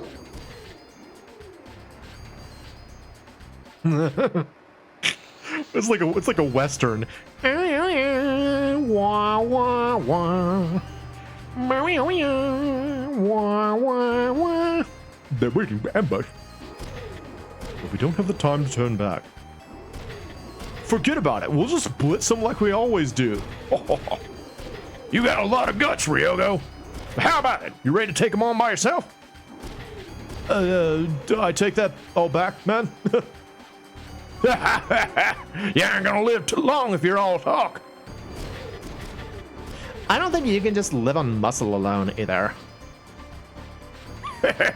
Of course not. Uh-oh. Little lady. I'll show you that I'm not just all muscle.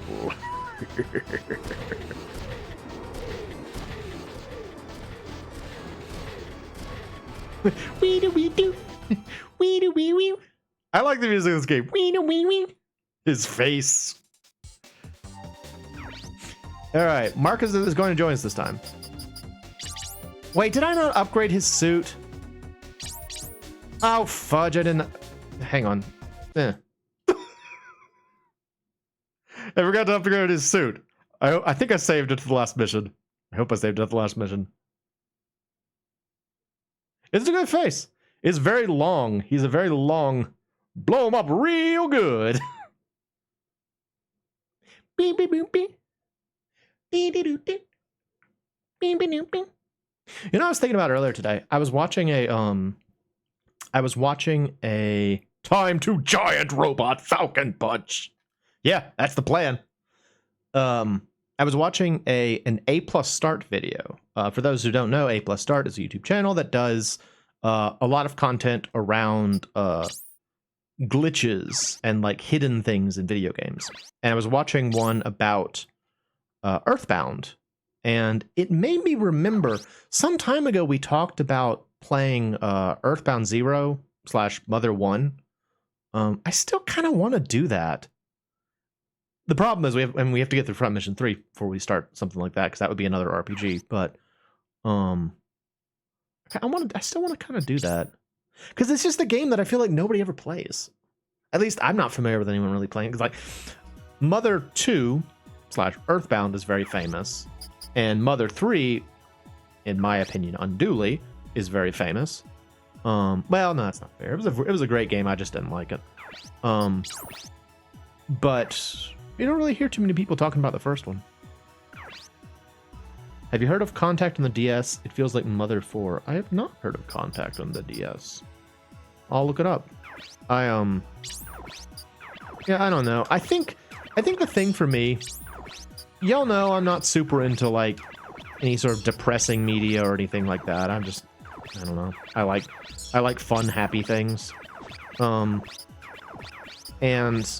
I think the fact that Mother 3 starts with like, you know, a huge tragedy and then kind of retains a lot of tragedy throughout the whole game, it's just sort of it was a downer. I don't know. I didn't want to play it. I was like, I don't want to play this. Game's a bummer. I don't want to play this.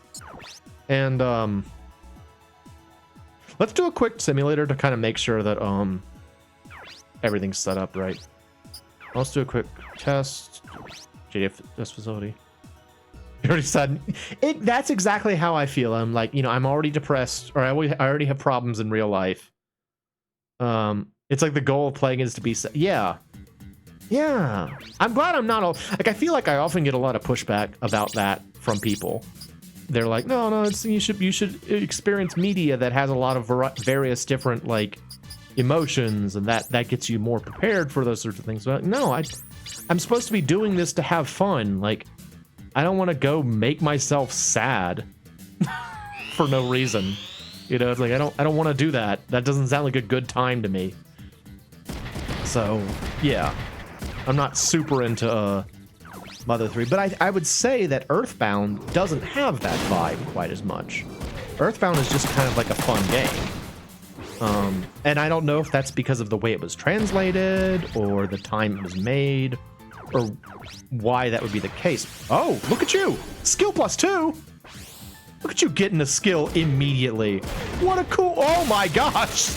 Dude, punch the crap out of that Inyo! Yeah, yeah. I'm the shoeboxer, baby. Nice, dude! That was awesome! So that's a no engrave. Yeah. That's a no engrave with the fireflies. It's just not, it's not my thing. I don't know. I mean, I respect that some people like it, and I can certainly understand the vibe of like wanting to demand more of the media you consume, but like each Mother game was intended to convey something to the producer's kids. Really? Is that something that they've actually said? That's really interesting. Do you happen to know what all three of them were? I've never heard that idea, but that's interesting if that's the case. That's why it stopped at 3. Mother 3 was intended to convey that he hated them.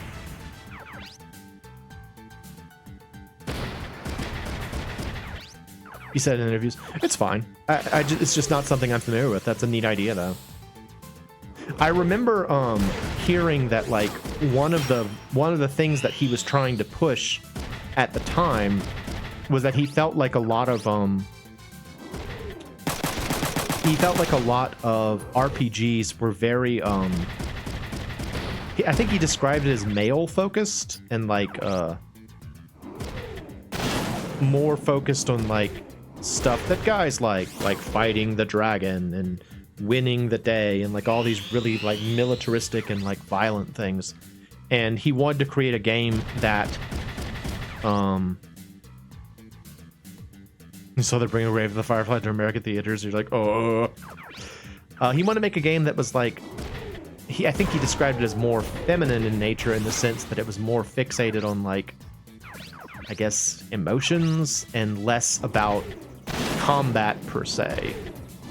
And more about like interpersonal relationships. I don't know. I want to say I heard something like that.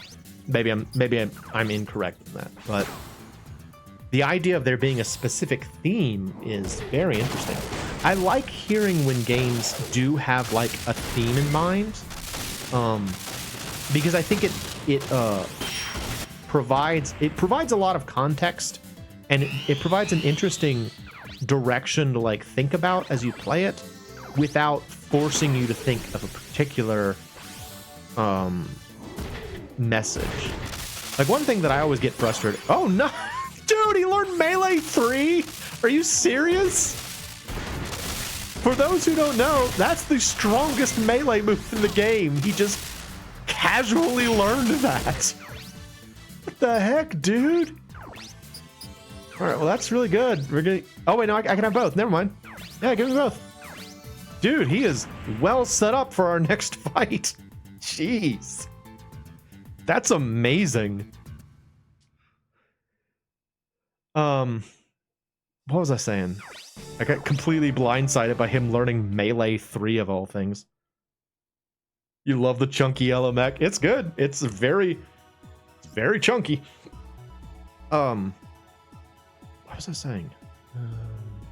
About themes. Oh yeah.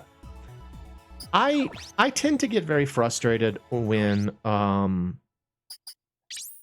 particular viewpoint about a piece of media is held up as though it is the only perspective on that piece of media. It looks like something out of Blastcore. Oh, I love Blastcore. Oh, it's such a fun game. I streamed that. Now I can't stream it again. I mean, I guess I could, but I shouldn't. Did I just save? I think I just saved. Yeah, I always get frustrated when someone's like, obviously the game or the movie or whatever is about blah, blah, blah. And I'm like, why are you so convinced that that's the only possible outcome? But when someone just describes a theme for a game, especially if it's something that's provided by the creator of it, I'm okay with that. I think that that's interesting because it's art. It's like when someone says, it's like when someone defines poetry and they're like, this is the only way that this poem can be interpreted. And it's like, no, the whole point is that it's supposed to be subjective. That's the point of a poem. Is it's supposed to? It's an author providing their subjective feelings to you and seeing how you interpret that. If you tell someone what their feelings are, they're probably not going to believe you. It's like, it's subjective. But if someone just provides a theme, that's just a framework for you to consider. It's like when it's like tarot cards, where tarot card doesn't tell you the future; it gives you a context to consider your circumstances. I think that's we already saw this. I think that's fine. So I would if who was it that said that? Sorry. Each other game. Yeah, dang. If you can find the 3 themes, I would love to hear what they are, because I've never heard that idea, and I think it's very interesting. All right, we have a very manly team. Go team men. Let's go. Man.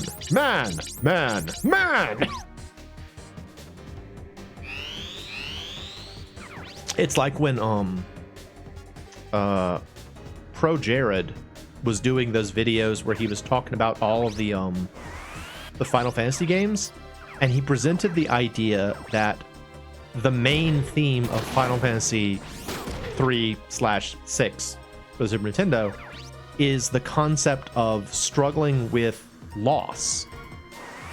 And I was like, you know what? From that perspective, like, every character and just about every interaction in Final Fantasy 3 does in some way deal with the concept of how do you deal with loss, either through death or through, loss of ability, or, can't be around anymore. Like, everybody struggles in some way with loss. And that really caused me to kind of like reconsider how the story's set up. It was very interesting. I really appreciated that perspective. So that's an example of like someone just saying like, this is the theme of or this might be the theme of the story, and consider the events based on that. That's interesting. Same thing for like Persona, like Persona 3, 4, and 5 all have very specific like theming.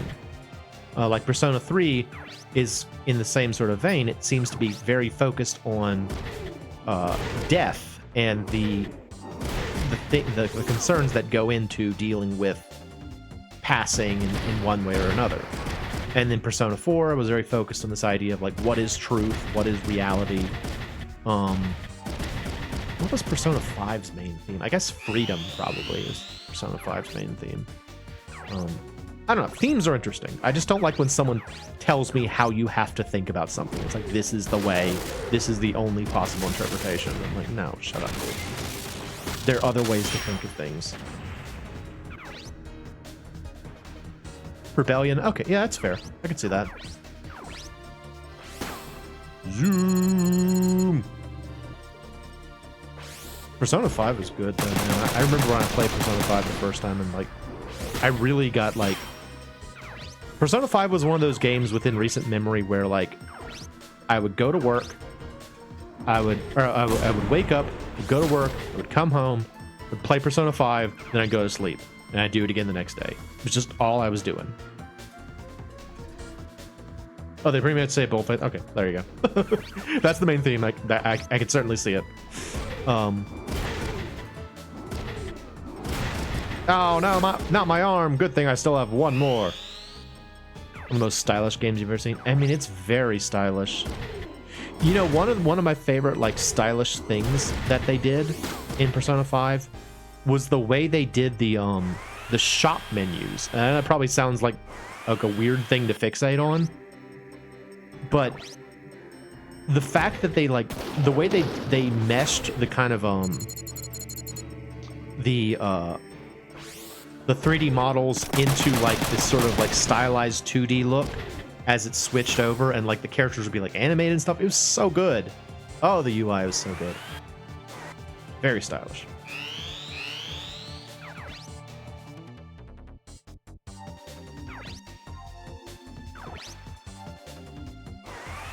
I haven't played Persona. Would y'all be interested in seeing me play a Persona game? Like, the problem with Persona games, especially the later ones, is that they're just so dang long. But I mean, just about any RPG I play that's like past the Super Nintendo is going to be a really long experience. Maybe then. Let's see. Yeah, they're very long, and there's a lot of talking too. You'd have to get real used to my well. I'm probably gonna yammer regardless. So. It's gameplay like it's kind of it's a little bit song sounds like Bomberman 64 music. Let me listen to it. Hang on.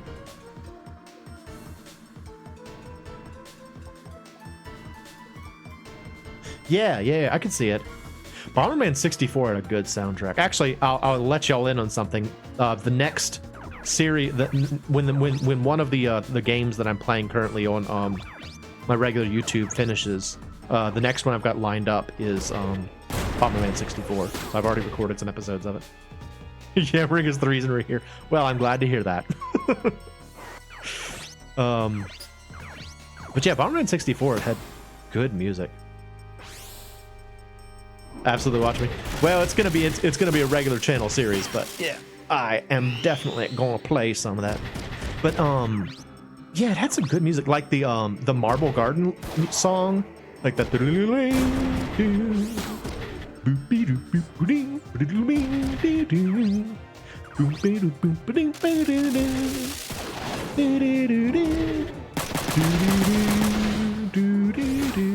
It's just such a cool, like, I'm just walking down the street, the sun is shining, and everything's great kind of song. And then you like mix it up with like the boss fight songs, which are like these really intense, like techno-y kind of songs, and it's like, oh, it's so good, so good. The game is a great soundtrack.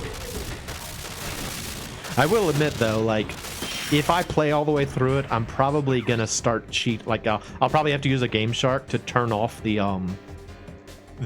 timers for some of the, like, getting some of the later gold cards. Like, there's some gold cards, especially in like the Rainbow, what's it called? The Rainbow Garden, Sky Palace, the last area.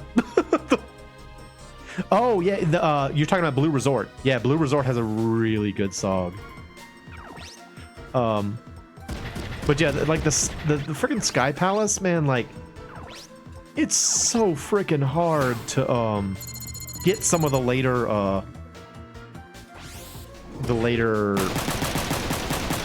gold cards. Ugh, hate getting some of those. So I'm probably gonna just put it on, you know, don't have to worry about the time.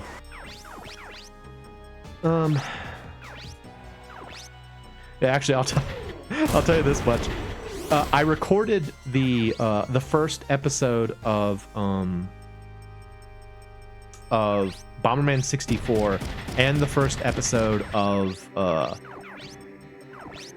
Bionic Commando in the same sitting, and both of them were like 30-minute long first episodes.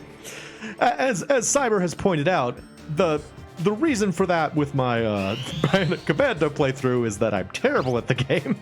But the one for Bomberman 64 was I just had so much to explain that I just couldn't stop talking.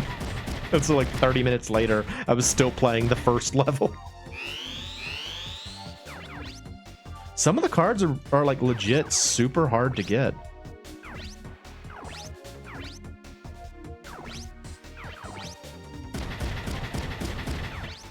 I was so bad, yeah. Hopefully I've gotten a little bit better as I've gone along. I don't know if you've been... Oh, Roth up 2. Very nice.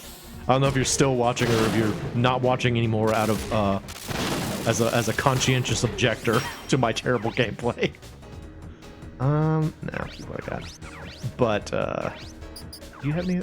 You have repair. You don't have any. He's kind of useless now. Then. I guess repair yourself. Yeah, I don't know if you've stopped watching out of like conscientious objection, but I think I've gotten a little bit better. This week's episode involved the Goopy Bloops, which made me happy. Was so excited to see the Goopy Bloops. They're my friends, the Goopy Bloops. All right, restore low. Nope, not you. Item. Restore low. Give him his arm back, please. Very nice. Please don't shoot off my arm again. Thank you for not shooting off my arm. I am gonna shoot off your arm, though. Conscientious objector to my war crimes. Yeah, I know, right? I mean, they make you do that war crime. It's not my fault. They made it so easy to do a war crime at that time. It's like I just had to shoot a rocket in the neutral zone. I mean, it's what everybody's doing. It's what all the cool kids are doing. Breaking the Geneva Convention. It's what the cool kids do. I was just being a cool kid. Sure. Ah, I'm dead again. You're gonna see this a lot in this gameplay. Like, the way I use Moe as a character is, you know, the guy who runs in and wrecks stuff to soften up all the enemies. That's how I use him. And so he spends a lot of time like running in, fighting dudes, and then getting killed. So he's gonna die a lot. The good news is that it doesn't really mean anything. So I can do it as much as I want. Ha ha ha. It was peer pressure. It's not even a crime. It's just what the cool kids are doing. I love that concept of what the cool kids are doing in terms of stuff like that. Everybody's doing it. Everybody's committing war crimes. It's the coolest. Oh, yeah. You should surrender.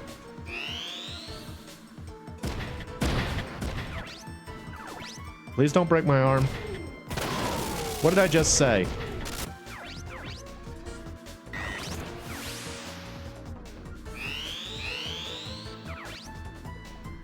Can you shoot him? All right, let's see. Punch that dude. Oh, skill +2. Ooh, break him, destroy. No, not that one. Yeah, do it again. Break the other arm. Yay, Marcus. Good job, buddy. Oh, so good. All right. Now I need Marcus to get out of the way so I can shoot some dudes. All right, shoot at him. Maybe he'll live. Maybe he'll die. All right, we got a goblin for the pile. Nice. Just stand there.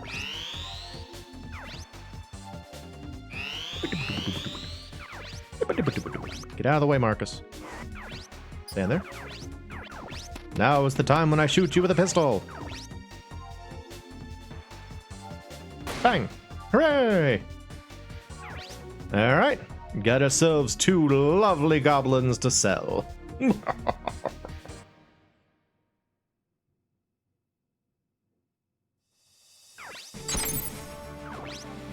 No, we're just gonna sell them. Oh shoot, we're over time. Oh well. Finish this off and see what happens. Right? I mean, maybe. we have every reason to assume it, but we don't really know. He may already be on Dahanzhong soil. We should make haste. What do we make it out of? Are they setting up a trap for us? Yeah, probably. I would assume so. It's only going to get more difficult. We know there's a trap, so we're just going to go straight into it. I knew it. Oh, I figured it out. We're going after Lukov. We're gonna go into the trap. It's gonna be great.